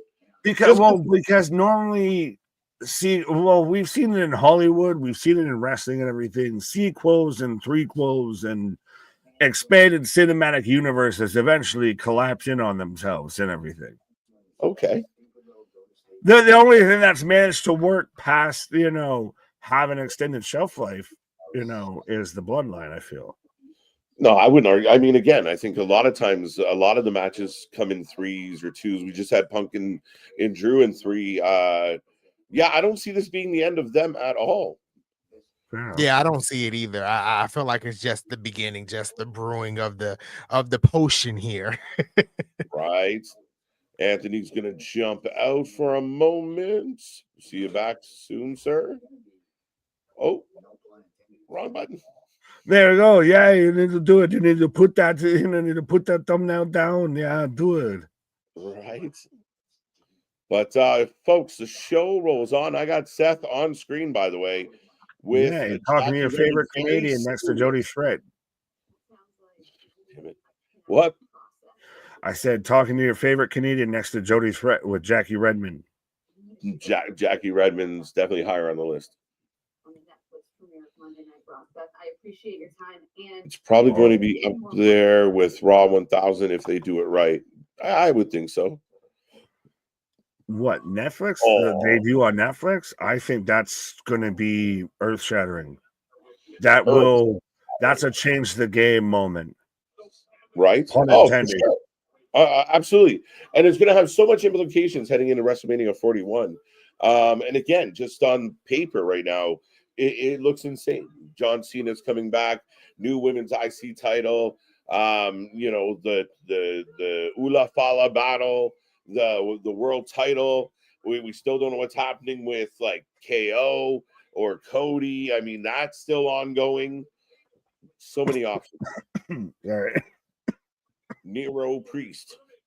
Yeah, cough button got the best of me. But you still don't even know fully of if this is setting up for like how much is this, what's this gonna mean for week 2 of WrestleMania? It's a great week 1, but what's week 2? What's week 3? What's week 4, etc. Building through this and everything. And I think, granted, it's a fantastic way to start off. I want to see how they carry it forward. Yeah, no, 100%. I think I'm just really kind of intrigued by the whole idea and how big will it all feel? How, yeah, like I said, a long term, how does it work? How does it flow? How do you feel about the idea of it's been brought up of there's going to still be quote unquote commercial breaks that, you know, yeah, we saw when we were watching Tyson and Paul, or at least some of us did, and everything like that, to where you had sometimes it's not the clearest of screens when you're live and everything, which Granted, Hunter's even said, if I've got 6 million people watching, and that's when it buffers and everything, I'm fine with that. Yeah. Yeah, no, I have less concern with that. I think that and Netflix running more and more live events, starting to run football and starting to learn. And I do think that people forget how different that Logan Paul Mike Tyson fight was. Mike Tyson coming out of retirement, it's not something that it's a big difference. So they've done a lot of live comedy shows, they've done a lot of live that I think by the time we get to January 6th, will it be perfect? Probably not.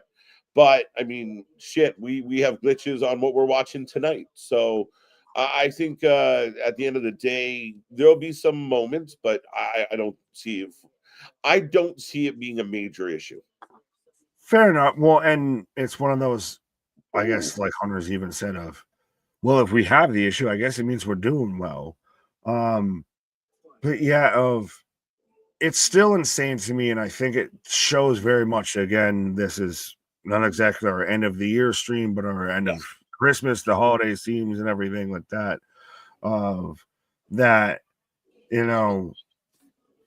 where pro wrestling's at now, that it's a hot commodity amongst networks, that Netflix is picking it up, that we're literally having a discussion that it might take on as many live viewers as Jake Paul and Mike Tyson and everything like that. That, we have all these working TV rights deals and everything. Pro wrestling's fucking cool again. And then that's just really cool in 2024. Yeah, and I notice more and more people that like you don't anticipate, like comedians and actors and such, musicians. Vanessa Hudgens was out there at Monday Night Raw. Kind of shit, right? So, where was the comment? I don't know. I don't know where he puts. Doesn't matter. Yeah, the concerns about it being laggy or buffering.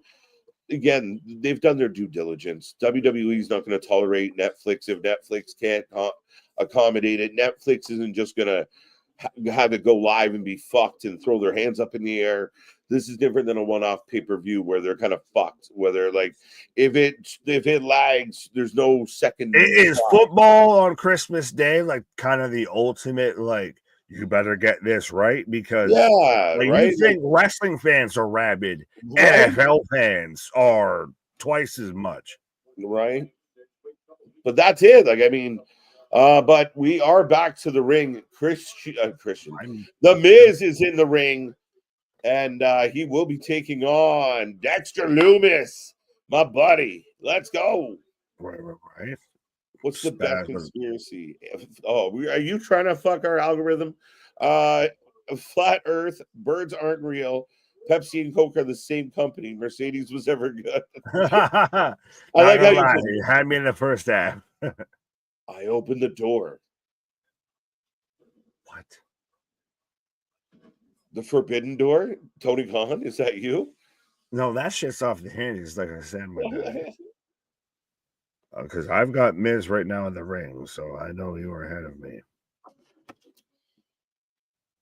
Well, Heather asking if we have Facebook Messenger. I know we at least have Instagram Messenger. Oh, we don't have that either. We're fresh out of that. You can always reach out on our socials. But yeah, the channel does not have a Facebook. Therefore, we do not Facebook message. Yeah. It's on Pluto, I think, something. Oh, free TV? What? Here we go. All the lights going out in Georgia here for Dexter Lumis. Yeah, well, and even before you had Miz with the Final Testament and everything, there was the tinge, there was the tension of Miz and Dexter Lumis. Like he's been out there even the few words this man might say is he's just happy to inflict pain on the Miz. Right. Miz rolls out of the ring right away. Dexter ready to go, folks. Punk versus Gunther, steel cage. Set it for the Chicago show. Maybe. I do really like Dexter out here with the the Manson family, X and everything. Like, how do you feel, sir, that WWE is very much gone a bit more towards the fantastic, towards the spooky, towards the supernatural? What do you mean? Like, I don't know. They've done I was that. asking your opinion on it because you've got. I don't think they've done it. Though. You don't think that they've done that much? You don't think Well, Uncle Howdy or anything goes towards? I think they've done they've done a really good job of keeping the Howdy stuff more cult-like, more deranged. And Karrion Kross hasn't really been doing spooky per se at all. Like, I think there's a lack of like a really good spooky. These guys are creepy because of their presentation, but yeah, I don't think they're heavy in it at all. Well, I would digress on that, but yeah. I think Karrion Kross, I think the Final Testament, I think their whole feud with the White Six and everything is leading into a little bit of the fantastic a little bit. It's got that a bit more of that tinge of like the Undertaker with like the Ministry of Darkness vibe a little bit. To me. Okay. I haven't seen anything supernatural between the two groups.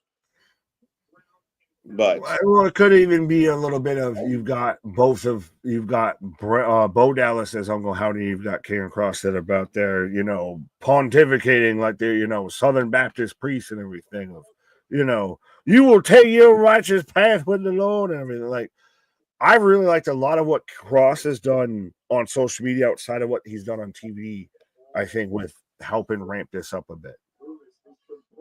Right on. I like the idea that they're doing something. But Dexter going to the top rope. We got company, I believe. Yeah, there we go. AOP here. Does Miz fit with you into the Final Testament? Like, does this man with the slime, trunks and everything, like he's out there tag teaming with Cardona, fits in with the AOP, with, Fallen Prey? Yeah, because the way they sold it on it, he's not in with them. He's using them as salvage. So the way they did it, yeah, it works perfectly. He's the asshole that lost all his friends and are returning to like the goth kids to hang out with. Like, it's just the way it is. He's Stan Marsh. He's Stan Marsh hanging out with the goth kids. Right. And Dexter being circled. Karrion Kross out here auditioning to be the Lights stunt out! double for John Wick. Jericho versus Spooky Chew versus Tessa versus Riddle at Mania. No one will watch that. We got company. Catch it and fly in his mouth. Oh, up goes Nikki. Goodbye goes Nikki, taking everybody out. Is Nikki Cross the unsung hero of this whole action? She's always like the shoehorn here, but she's out here just destroying everybody. Right? She's the ultimate instigator. She's crazy. Pun intended. They even use her face on the the go home, but we're in the back with the tag champs.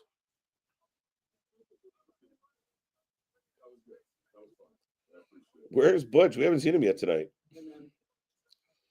She's been the only one to really not rock without the mask, though, too, and everything. Like, everybody else has kind of lost the visage. Oh. Yeah, I like this. So the Raiders are talking to Damien, and they have a long history, folks. And both members of the Viking Raiders point out that there's nothing but honor between them. Well played. Ho, ho, ho. Well played. Cue the toilet paper streamers. Oh, yeah. They said honor. Oh, we're getting a teaser. Zeno. If there's one thing Yo, there's a pentagram. I am not there. I've been working with you. I am not there. Penta and a 0. We got it. We got it. I got a great goose head. Oh, did you miss the teaser going to commercial? I saw Okay. Priest and the Viking Raiders, and then we went to commercial. Right before they went to commercial, they gave us another teaser video, and it was a bunch of symbols, and then we got a pentagram, and then the 0 with the line through it. In case you didn't get it the first time, we're gonna beat you over the head with it this time. I mean, it kind of writes itself, folks. Ring of Honor reference, yes. Ring of Honor reference for sure. War Priest. Wait, what? Yeah, but if you're gonna sit there and show the penta and then the 0, like, all right, can you beat us over the head with it more? Like, can you make it more obvious? They want it to be obvious. They want us to do what we were doing. They want us, like, it's not like they're just breadcrumbs, folks. Come into the fire. Well, and I do think, like, let's be honest, outside of hardcore wrestling fans, Penta's not a well-known name. Like, unless you really watched Lucha Underground, I guess, shout out on Netflix and everything, of that, you really don't know much about Penta. So now you're gonna see everyone talking about it. You're gonna connect the dots. You're gonna do your own little research. Oh, 100%. I think it's genius because, again, now you're making his name notable before he even gets there. Like you said, the casual fan that might not know, well, who? And then you start finding it, and all the answers are at our fingertips nowadays, folks. And that's what this plays well into. And again, last week we get a 0. This week we get a pentagram and a 0. Y'all can connect the dots. Again, I think it works well. But to your point, now the people who don't know who he is have a pretty good idea before he gets there. The teasers are great, and I mean, if it's not him, who is it? Yeah, Ozzy Osbourne, General. Yeah, right. James Mitchell's coming to the WWE. Like, oh, the Colombian marching powder. Penta Jr., let's go. Let's hope you use the arm breaker again. Man, that was my favorite Penta. When he just broke everybody's arms in Lucha Underground. Everybody just snapped. Well, everyone was saying that because KO used the small package driver instead of just a regular pile driver and everything. That was the tease a little bit there of taking your move set. Again, I hate that term, but yeah, move set.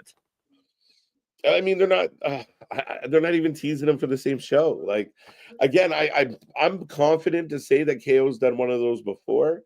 We'll call it a quinky dink, perhaps. But yeah, I mean, again, the teasers are pretty clear at this point. Oh yeah, well, the first one you can maybe make a case. This one, just again, we're gonna beat you over the head with this. Of like, if you didn't get now I'm getting it. Why am I getting it now? Right? WWE doing Ring of Honor better than Ring of G? That's not hard. That's not hard. No, not at all. Yeah, now I got that as it ties right into Raw and Netflix. And Tessitore and Barrett now.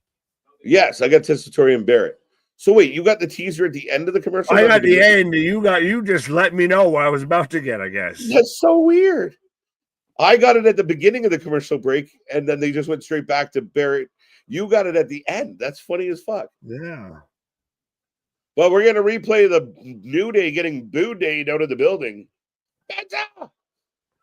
I want Abrahantes, man. Give me Abrahantes. What's going to happen with Tessitore and the crew and everything when we get this, announcement shuffle and everything? Because allegedly we know it's Michael Cole and McAfee on Raw, so that SmackDown gets to be a 2 to 3 horse race out of like 5 people. Yeah, I mean, again, I think Joe and Pat should be on a rotation. The New Day are here, and given the commentators shit, that could be Malachi Black. Well, how does a 0 and the pentagram fits, I guess. Penta. We're gonna sell you entirely this way, so it's not. Could you imagine it wasn't Penta? Like at this point, it was someone else, and we're like, oh, some new, like Corbin coming back. Speaking of something new, something new. The New Day are just getting ripped.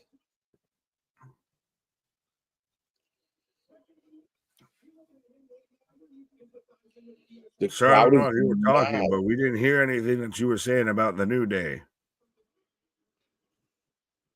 Me or him? Oh, can you hear me now? There you go. Yes. We can hear you okay. Now. I was like, wait, did I say stuff? Listen, holy shit, calm your tits.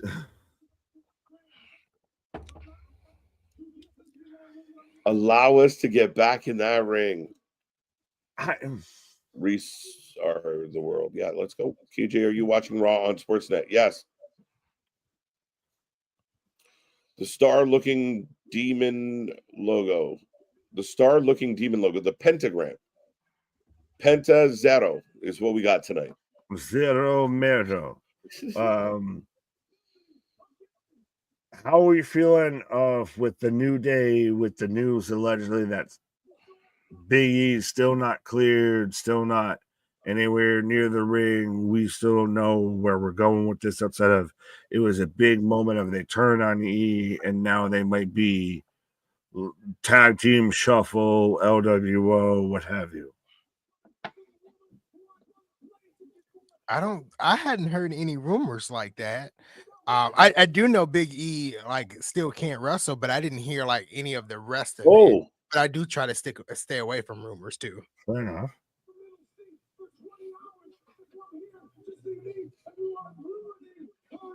It's Kofi's mom. Mama Kofi on a forklift match. Let's go. Where's Buff Bagwell? Right. Is that a random fan just rubbing on her shoulders like that? That's weird. There ain't nothing wrong with a little bump in my. I'm not trying to be your dad. I'm trying to be your friend. You were my friend, Brad. Right. Now I'm trying to be your stepdad. I like that they're holding off on putting the New Day in action, building up the heel persona so well. People gonna love it. Yeah, that's it. You build it. And then when someone shows up to deal with them, they get a big pop for it. It's beautiful. Do they have a viable counterpoint at this point? Like, is there a babyface team that you would say is equal to them that they trade bars with, they trade spars with, and everything? Like, are you gonna feed them to Viking Raiders? Yeah, that might be one of the plausible ones. Yeah, I was just about to say, like on Raw, you don't have too many. But where's Kofi cutting a promo on his mother? What? His mom giving him shit. She's out there doing the Linda McMahon. I stood up to smack the shit out of you. Look, she leaving. You want to nail a man as a heel? His mama walking out on him. Somebody call my mama. Mama. Somebody call my mama. It's like Shaq and Charles Barkley going at it, and then they ended up in the tunnel with both their mamas on the phone.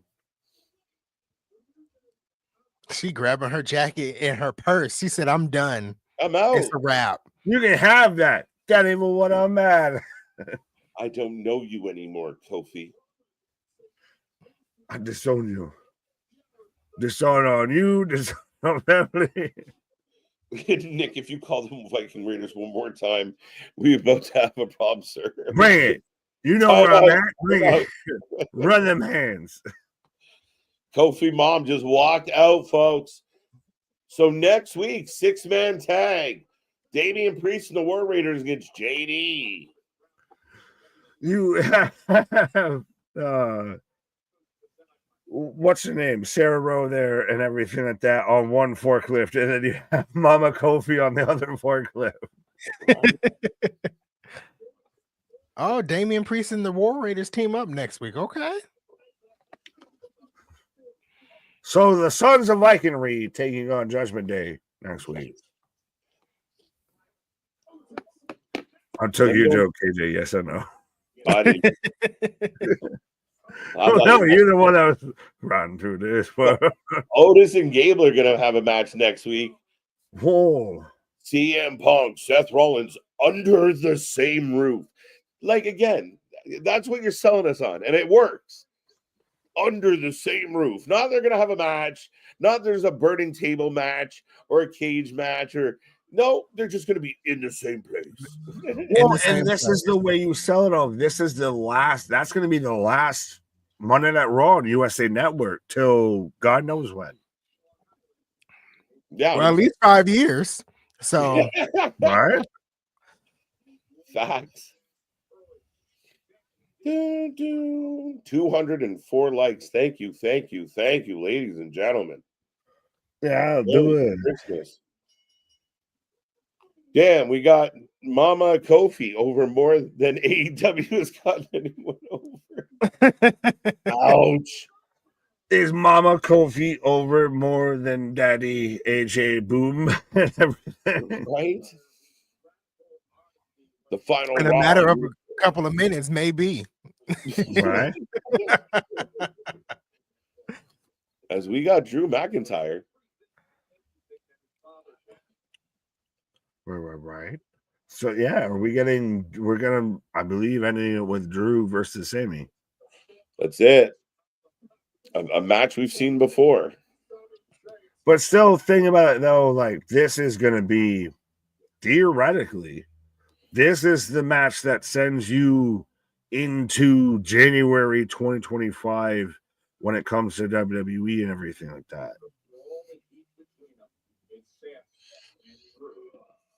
Raw. Mm-hmm. It's Christmas Eve in Australia. Hey, shut up, Matty. There you go. Smoke him if you got him. I don't think this match ends clean. I don't think we get a clean winner here. Yeah, you got that feeling? Yeah. I'll be surprised if his workout regime shows up. Say it again, Nick. I said Jay Uso with his workout regime shows up. Yeah, yeah.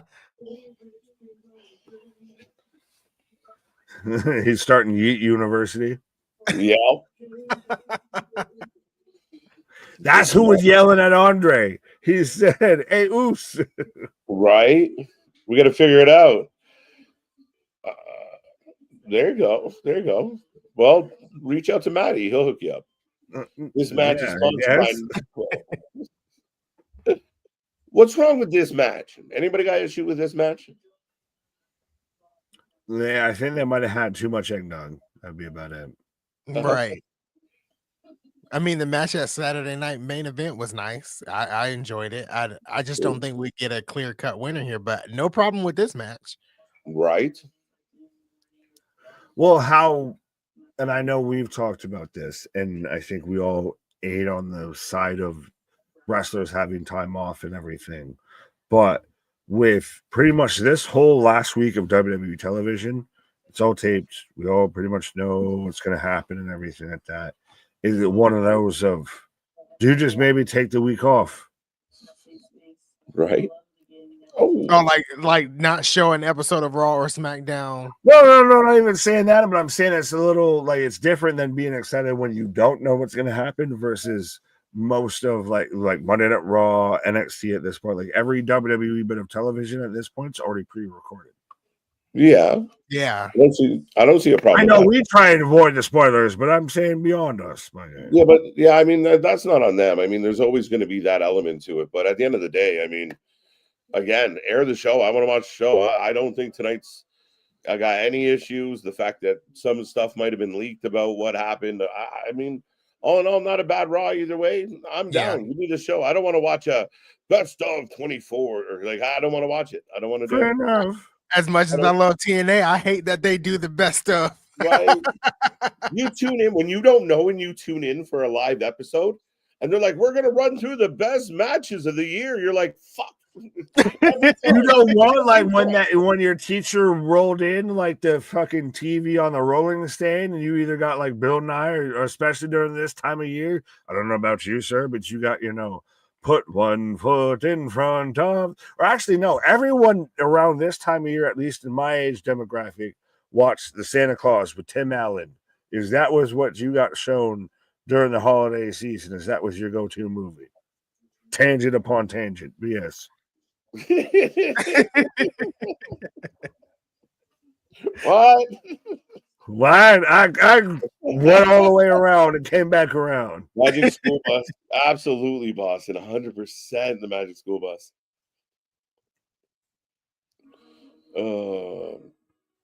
Break it down. Hi, guys. Am I able to join the stream next week for a watch along? Please hit us up. Let us know. Maybe we'll chat about it. We'll see. We let one, and then we got to let everybody in. Whole strategy, Con. Let's see how it works out. Well, shoot your shot, bro. Hey, well, I mean, I shot my shot, and look where I am. So, I mean, sometimes you just got to throw that shit up there. Right. Wow. That's why you guys notice I've only said Merry Christmas about 10 fucking times, guys. You need to get on that indica quick. Right? Ray.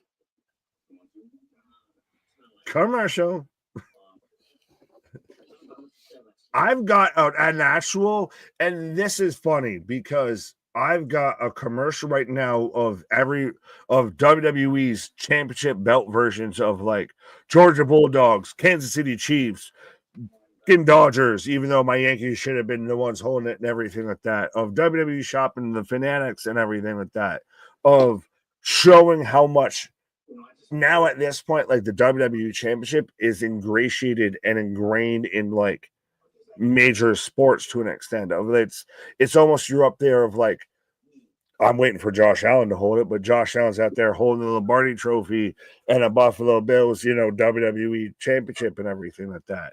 So that's something you can't replicate, you can't duplicate. Like that's an insane fucking get.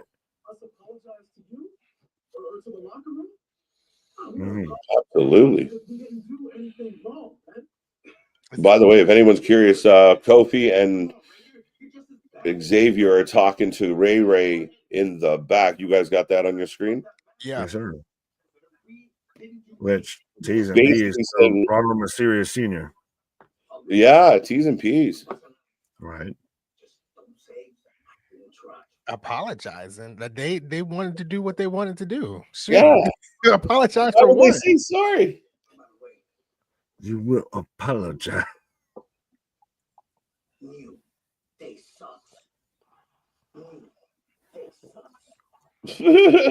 New day sucks. But again, the New Day hasn't been relevant till this. Oh, they were all but done. We were begging for somebody to turn on somebody. We didn't care who. We were like, just somebody kick somebody in the face, please. We just wanted somebody to turn because it was getting stale. It was somebody hit somebody.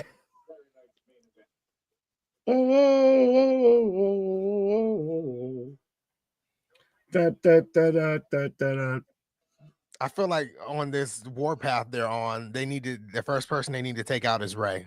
Get him out of here. Put him out of action for a couple of months since he's so butthurt about what happened. Right. And again, Ray's the perfect guy, like, because he's such a fan favorite. Yeah, he's the perfect guy when you're trying to like really dig in a good heel turn. Beat up Rey Mysterio. People have been doing it for decades. Yeah, no one else would beat him up. Right? Just beat up Rey. You're good. Do you think though that they did this just to freshen them up, or do you think that Big E could be coming back? Like, could we see Big E Rumble, Big E Mania, anything? Well, the one rumor I saw, I don't know how true it is, like they were going to do the whole segment that they did with Big E, they were going to do with the former half member Odyssey Jones. And it was going to be them basically replacing Big E with Odyssey Jones. It was going to be made official. So it makes me wonder if Big E is really ever going to come back to wrestle. That's a good point, right? They did bring in Odyssey to kind of fill that spot. And then we don't know, like, you know, the C1, the C2, from what I understand, the hardest to kind of heal up and recover and get back to 100%.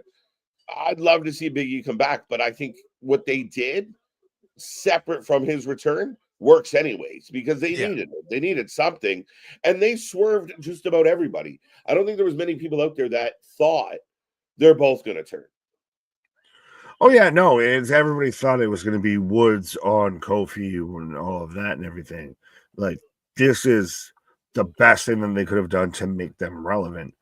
And I know I don't want to rush anything. It's hoping against hope. But I would still love it and still lose my mind if Big E ever showed back up. Like, imagine even if he shows up in the Royal Rumble and he gets screwed over by Woods and Kofi. Like, it's hopium on hopium, but yeah. No, absolutely, absolutely. Sinister Six is the new group name for Cross.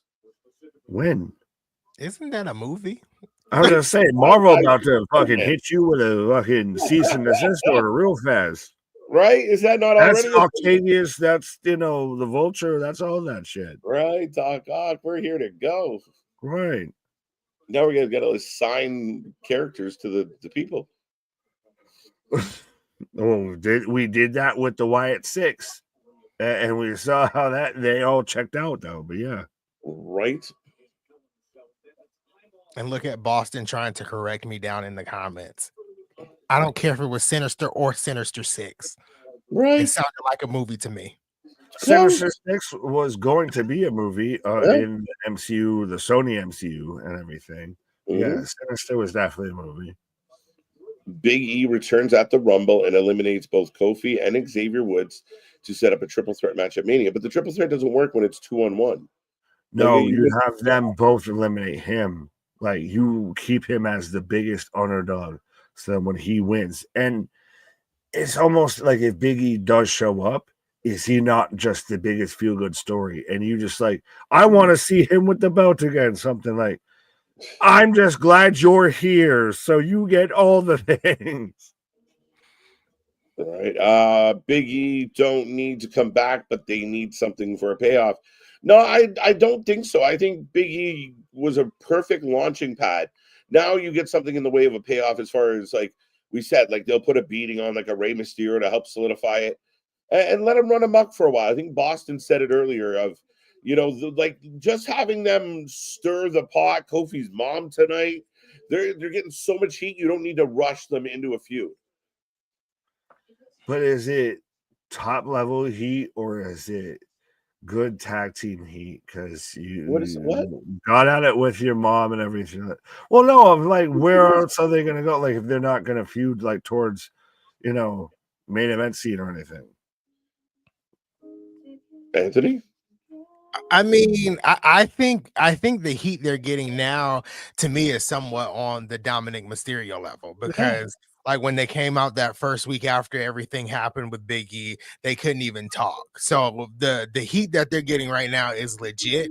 And I think if I was in the position of Triple H booking it, I would just start having them take out anybody that had a problem with them doing what they did to me. And I think if they do that, Rey Mysterio is the first one. I think Cody Rhodes said something about it. I don't know if they can technically take out Cody Rhodes, but attacking him is not a bad shout. But I don't know. I think right now they're in a good position to do more of them taking out certain superstars before you put them in a big feud. Yeah, let it boil. Let it boil. Let it bubble. Wait till it's bubbling over. Wait till the fans are begging for someone to beat the shit out of them. Like they just you have them go after singles guys. You have them go after tag teams and everything. Like, do they target the tag team titles and everything? Well, yeah, I'd imagine they'd want the tag team titles at some point, especially with nice new babyface champions. But I ultimately think like a Ray being a solo, maybe they throw in a Dragon Lee for something just to get it get it in the ring. But at the end of the day, just the act of them beating the shit out of Ray is enough. You don't need more than that. You might get more than that, but just beat up Rey Mysterio. So we get them versus they beat up Ray, and then we get Ray and Dragon Lee versus them, and then we just ingratiate them in the tag division, and then they feel even second fiddle and probably go under the Viking Raiders, who just became babyface champions. So, just saying. I'm not quite sure what.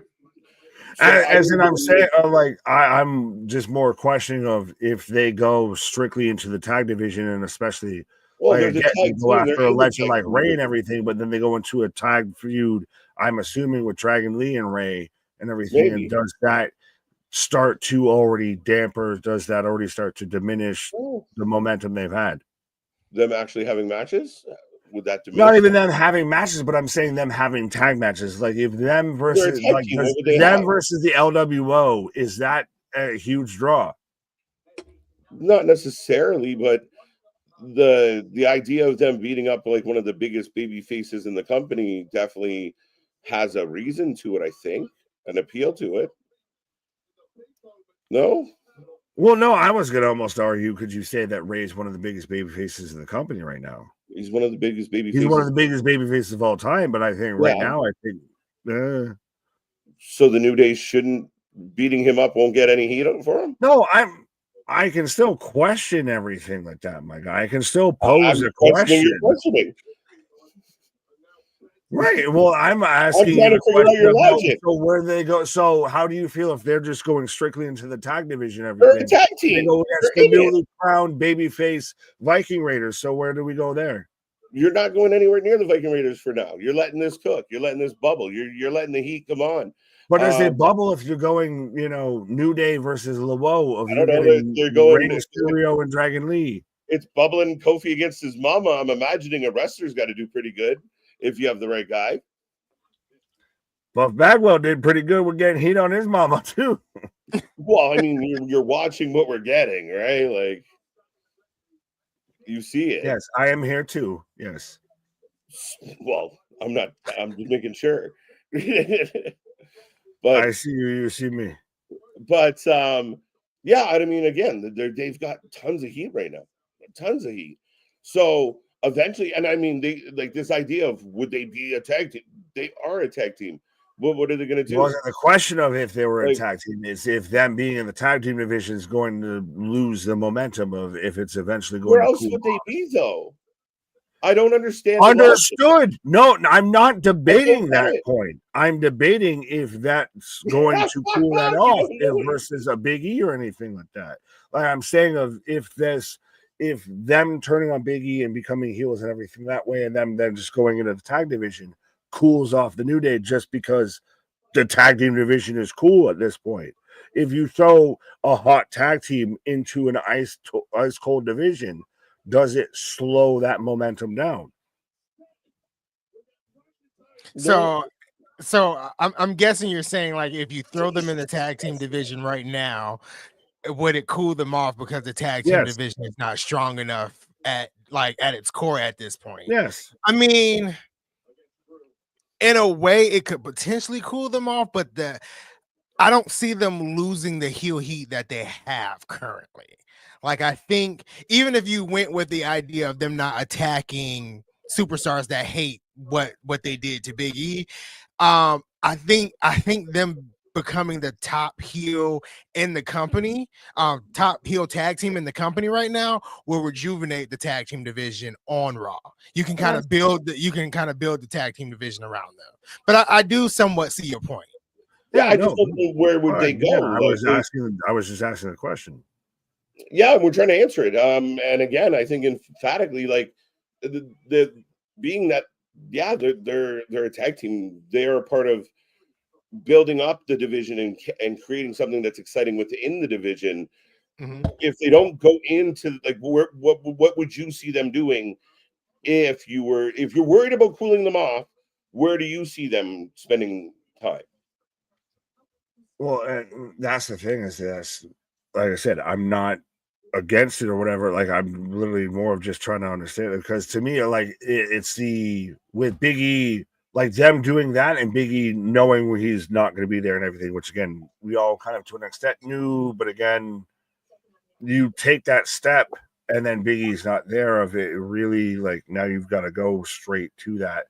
Like, I would have liked if we talked about this for the longest time of even if Big E sat there and took a bump even during the heel turn, of at least you could sell this to at some point you get a Big E, comes back, he gets a feud, something like that. That would have been just blissful opening with that. But like I said, I just more wanted to, have the discourse if they were a tag team. Fair enough, folks. We are in a commercial break. The show rolls on. We got about 10 minutes left. We're in the main event, and we got so much more coming your way. Don't forget, on Thursday, we will be live for the World's End predictions preview. Friday, SmackDown. Saturday, World's End, starting early. Get your dinner. Come hang out. Our Saturday streams are always crazy. We got more coming your way heading into 2025. Looking forward to a jam-packed January, February, March, April, as always, live more than 300 days a year, folks. Be a part of the show. Be a part of the family. Be a friend. Tell a friend. We want to hit their next milestone as soon as possible and keep on climbing. So the best thing you can do, share the word of Wrestling for Life Network. We appreciate all of you. We're rolling along, and I will take a quick minute to say thank you for making this channel awesome, super fun. And again, I hope everyone out there has a safe, happy holidays. I hope Santa's good to you, or whatever person brings you gifts.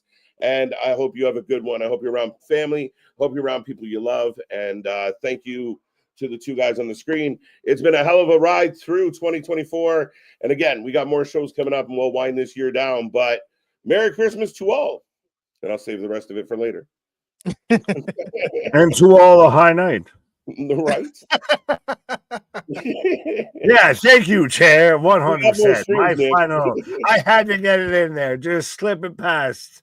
I didn't know if Santa was still taking letters, but I needed to let him know. Let me be wrong on this.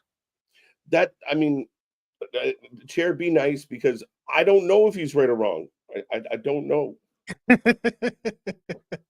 I think this man's just trying to be nice. So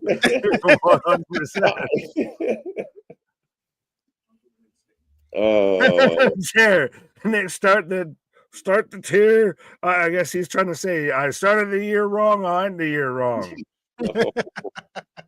I'm going out the way I came in, my guy. Guns a-blazing. Exactly. There was a firefight. I asked Santa if he could get Anthony on Dynamite nights. There you go. Everybody wants me to be on a Dynamite.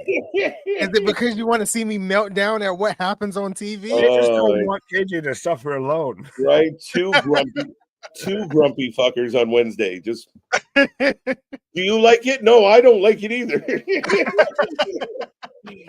That's just the channel. 3 grumpy old men. Well, Anthony's not quite an old man, but yeah. Yeah, I turned 72 this year, according to my buddy Anthony. AW making it happen to you. Yeah, AEW's aging me. I look like Nick when the show started. Dynamite has turned me into this. I almost halfway was like, what you trying to say? I look old as shit? No, you got the dark. No, it took me a minute, motherfucker. Yeah, no shit. Merry Christmas, Hanukkah to everybody.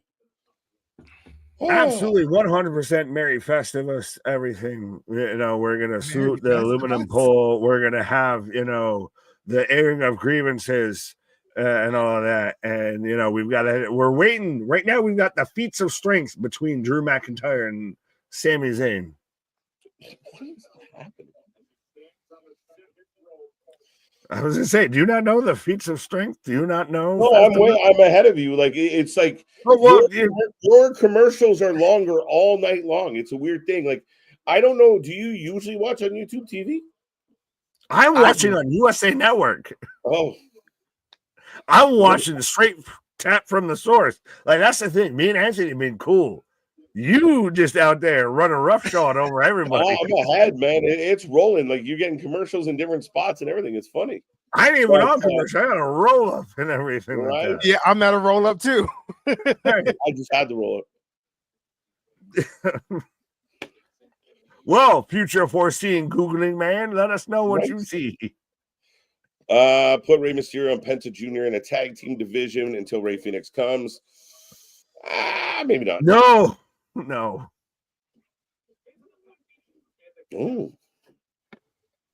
Oh, down goes Sami. Merry Christmas to everybody.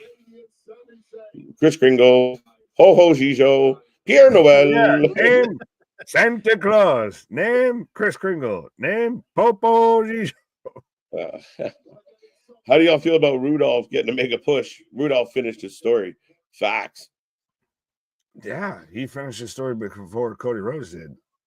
He was the true innovator of finishing your story.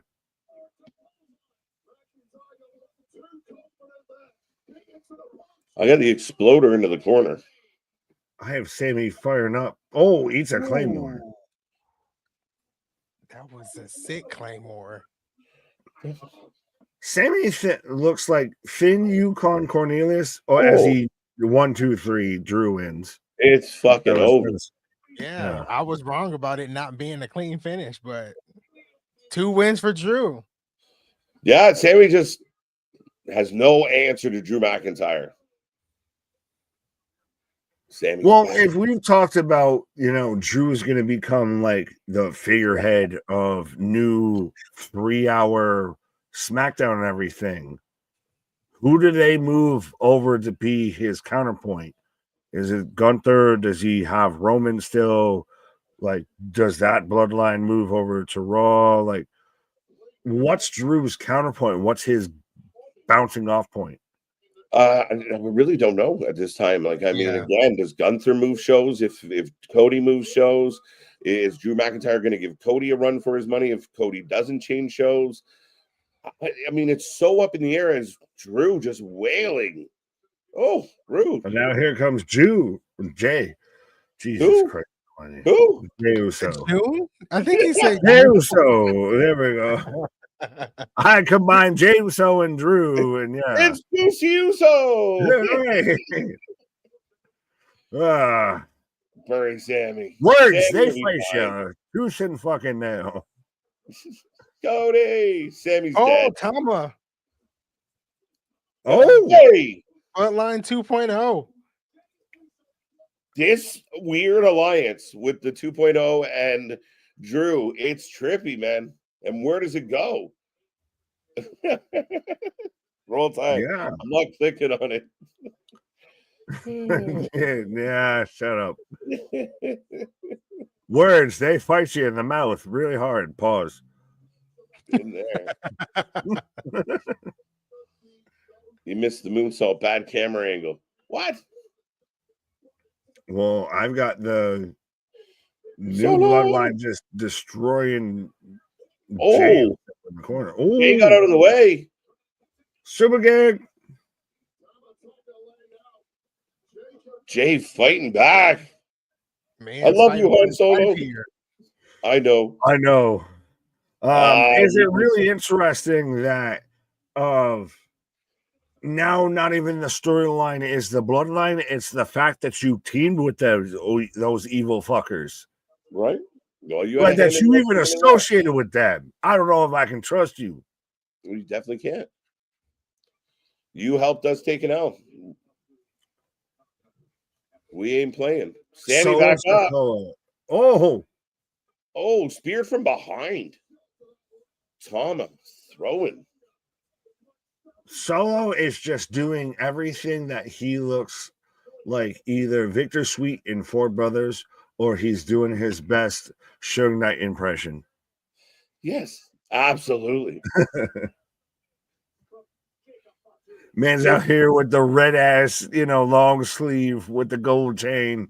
Right. The driving gloves. Big moonsault. And a little shimmy for ya. Did you see people that were saying Kevin Owens wasn't the same after Jacob Fatu whipped his, dreads back and got the little Samoan splash water on Kevin Owens and he had to sell it? That's what tainted him all along. Bloodline is contagious. Right. Well, Solo taking out another. And it looks like no one else coming to help tonight. Sami down, Jay down, Drew gone, and the Bloodline standing strong. We gotta grab the Ula Fala La La La. Right. But yeah, very fitting though that this is not your last, but your second to last. So you set up of the Bloodline 2.0, looks dominant, looks strong. That's who you end Monday Night Raw of Tama Tonga, Jacob Fatu, and Solo just laying waste to Sami and Jay. And keep in mind, the battle on January 6th is tribal rules. Anything goes. Jay's going to be a factor. Sami's going to be a factor. But who will be the weak link or who will be the surprise? Could Drew come out of left field and cause Roman the Ula Fala? Like, can Roman cause could Drew cause Roman to take an L? There's so many moving parts with this now. There's so many people involved. This match on January 6th should be crazy. Yeah, it's gonna be real good. I'm kind of surprised it's not the main event because I know Roman is always in the main event, but Seth Rollins and CM Punk will cook at Netflix, the Raw on Netflix. But yeah, this is gonna be interesting how they kind of stir the pot with Roman and Solo. All those possibilities that you said could potentially happen. Yeah. Is it Dwayne or bust though? Because if it's not Dwayne, then Roman wins, and then we move along to see a Roman CM Punk match or anything like that. I don't think it's Dwayne or bust, and I think for a large part of the fan base, it's not Dwayne or bust at all. Like, there's a good chunk of the fan base that gives two fucks about Dwayne. That's why I think you have something like, could it be a Drew? Like, it almost feels like there's other plans in play that, like, say The Rock isn't involved, but Drew McIntyre's the guy. And some people might like that better. So I think they're okay. Would you, out of the three options of Dwayne, Punk, or Drew, what's your order? Like to fight Roman? Yes. What do you think? Trying to think off the top of my head. I think I'll go first, I guess, then, because I posed the question of, to me, it's literally in that order of it goes Dwayne, Punk, Drew. Of if I can't get Dwayne, which we've talked about for now 2 to almost 3 years and everything like that, that is the ultimate final boss. We've talked about this, we've preached about this and everything of, Dwayne's the puppet master pulling the strings and everything like that. If we can't get that, I'll take Roman versus Punk and everything like that. That's your favor. That's the CM Punk gets his main event, whether it's a title match, whether it's not a title match, what have you. And then Drew, I think, will be great. I think Drew versus Roman is going to be a thing very strong in 2025. But out of those three, I take that number 3. Fair enough. I know that. Yeah, and I would put I shouldn't say heavily, I would put CM Punk over Dwayne just because of that thing he has, that favor that's out there with Paul Heyman. We don't know what that favor is, but I do know that favor probably revolves around Roman Reigns. Yeah, that's so intriguing. And I mean, that's the thing is we can't go wrong with any. I might flip that a little bit in the sense of I really like what Drew's doing. So if Drew happened to show up on January 6th and kick Roman in the head, it might not bother me at all. Like, I mean, if that then takes Roman and Drew and you use Roman to work Drew's been phenomenal. I got no issue with that at all. So, I mean, again, the cupboard is up full. So you take that whole order and flip it?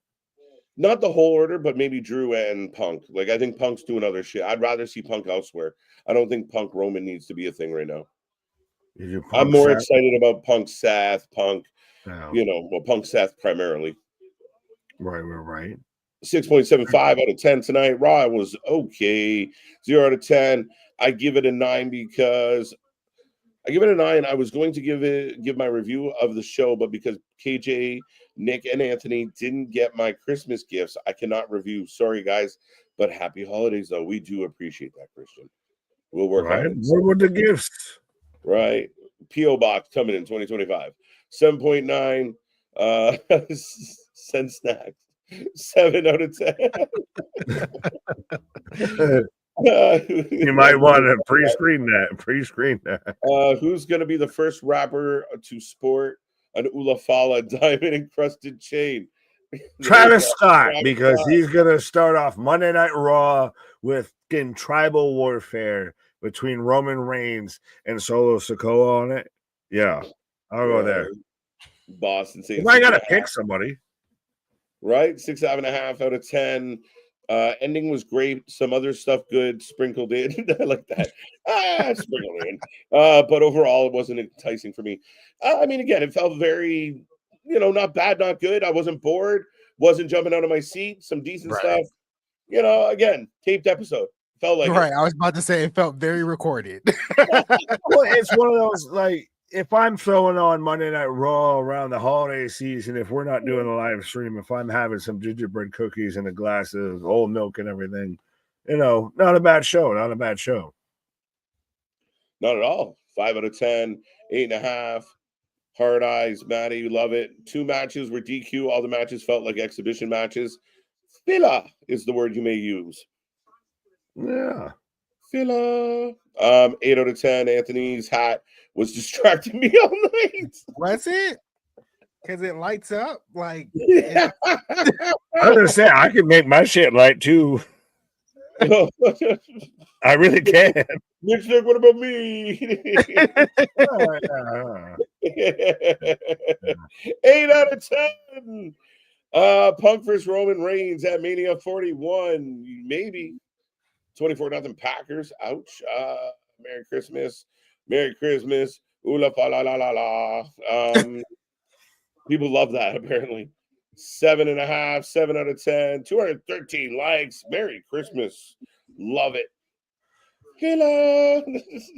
Right.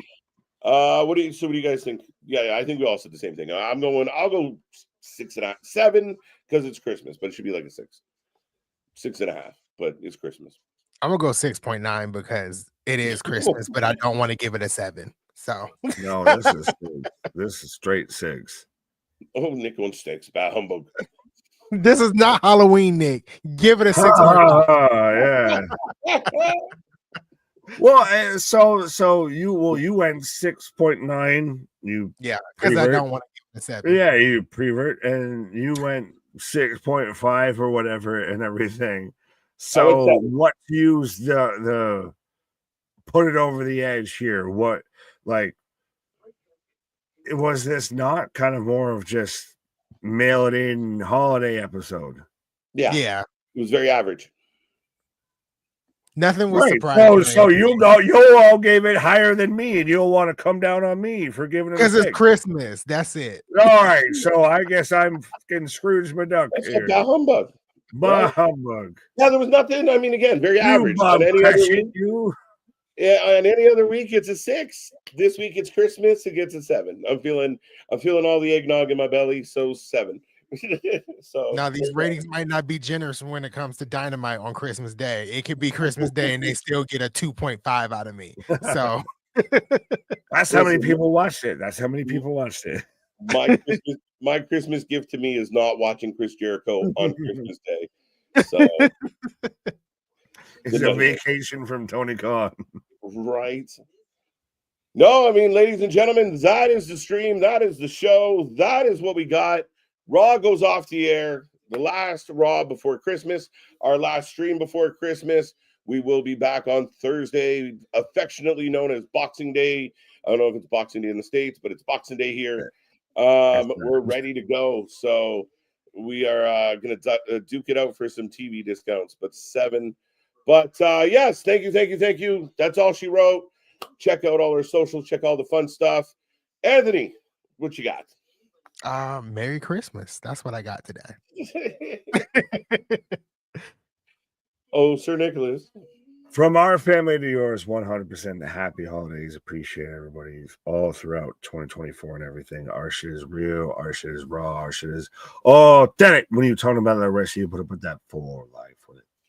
Thank you so much, everybody. Come back after the holiday, and to all a Merry Christmas and have a good night. See you on the flip side.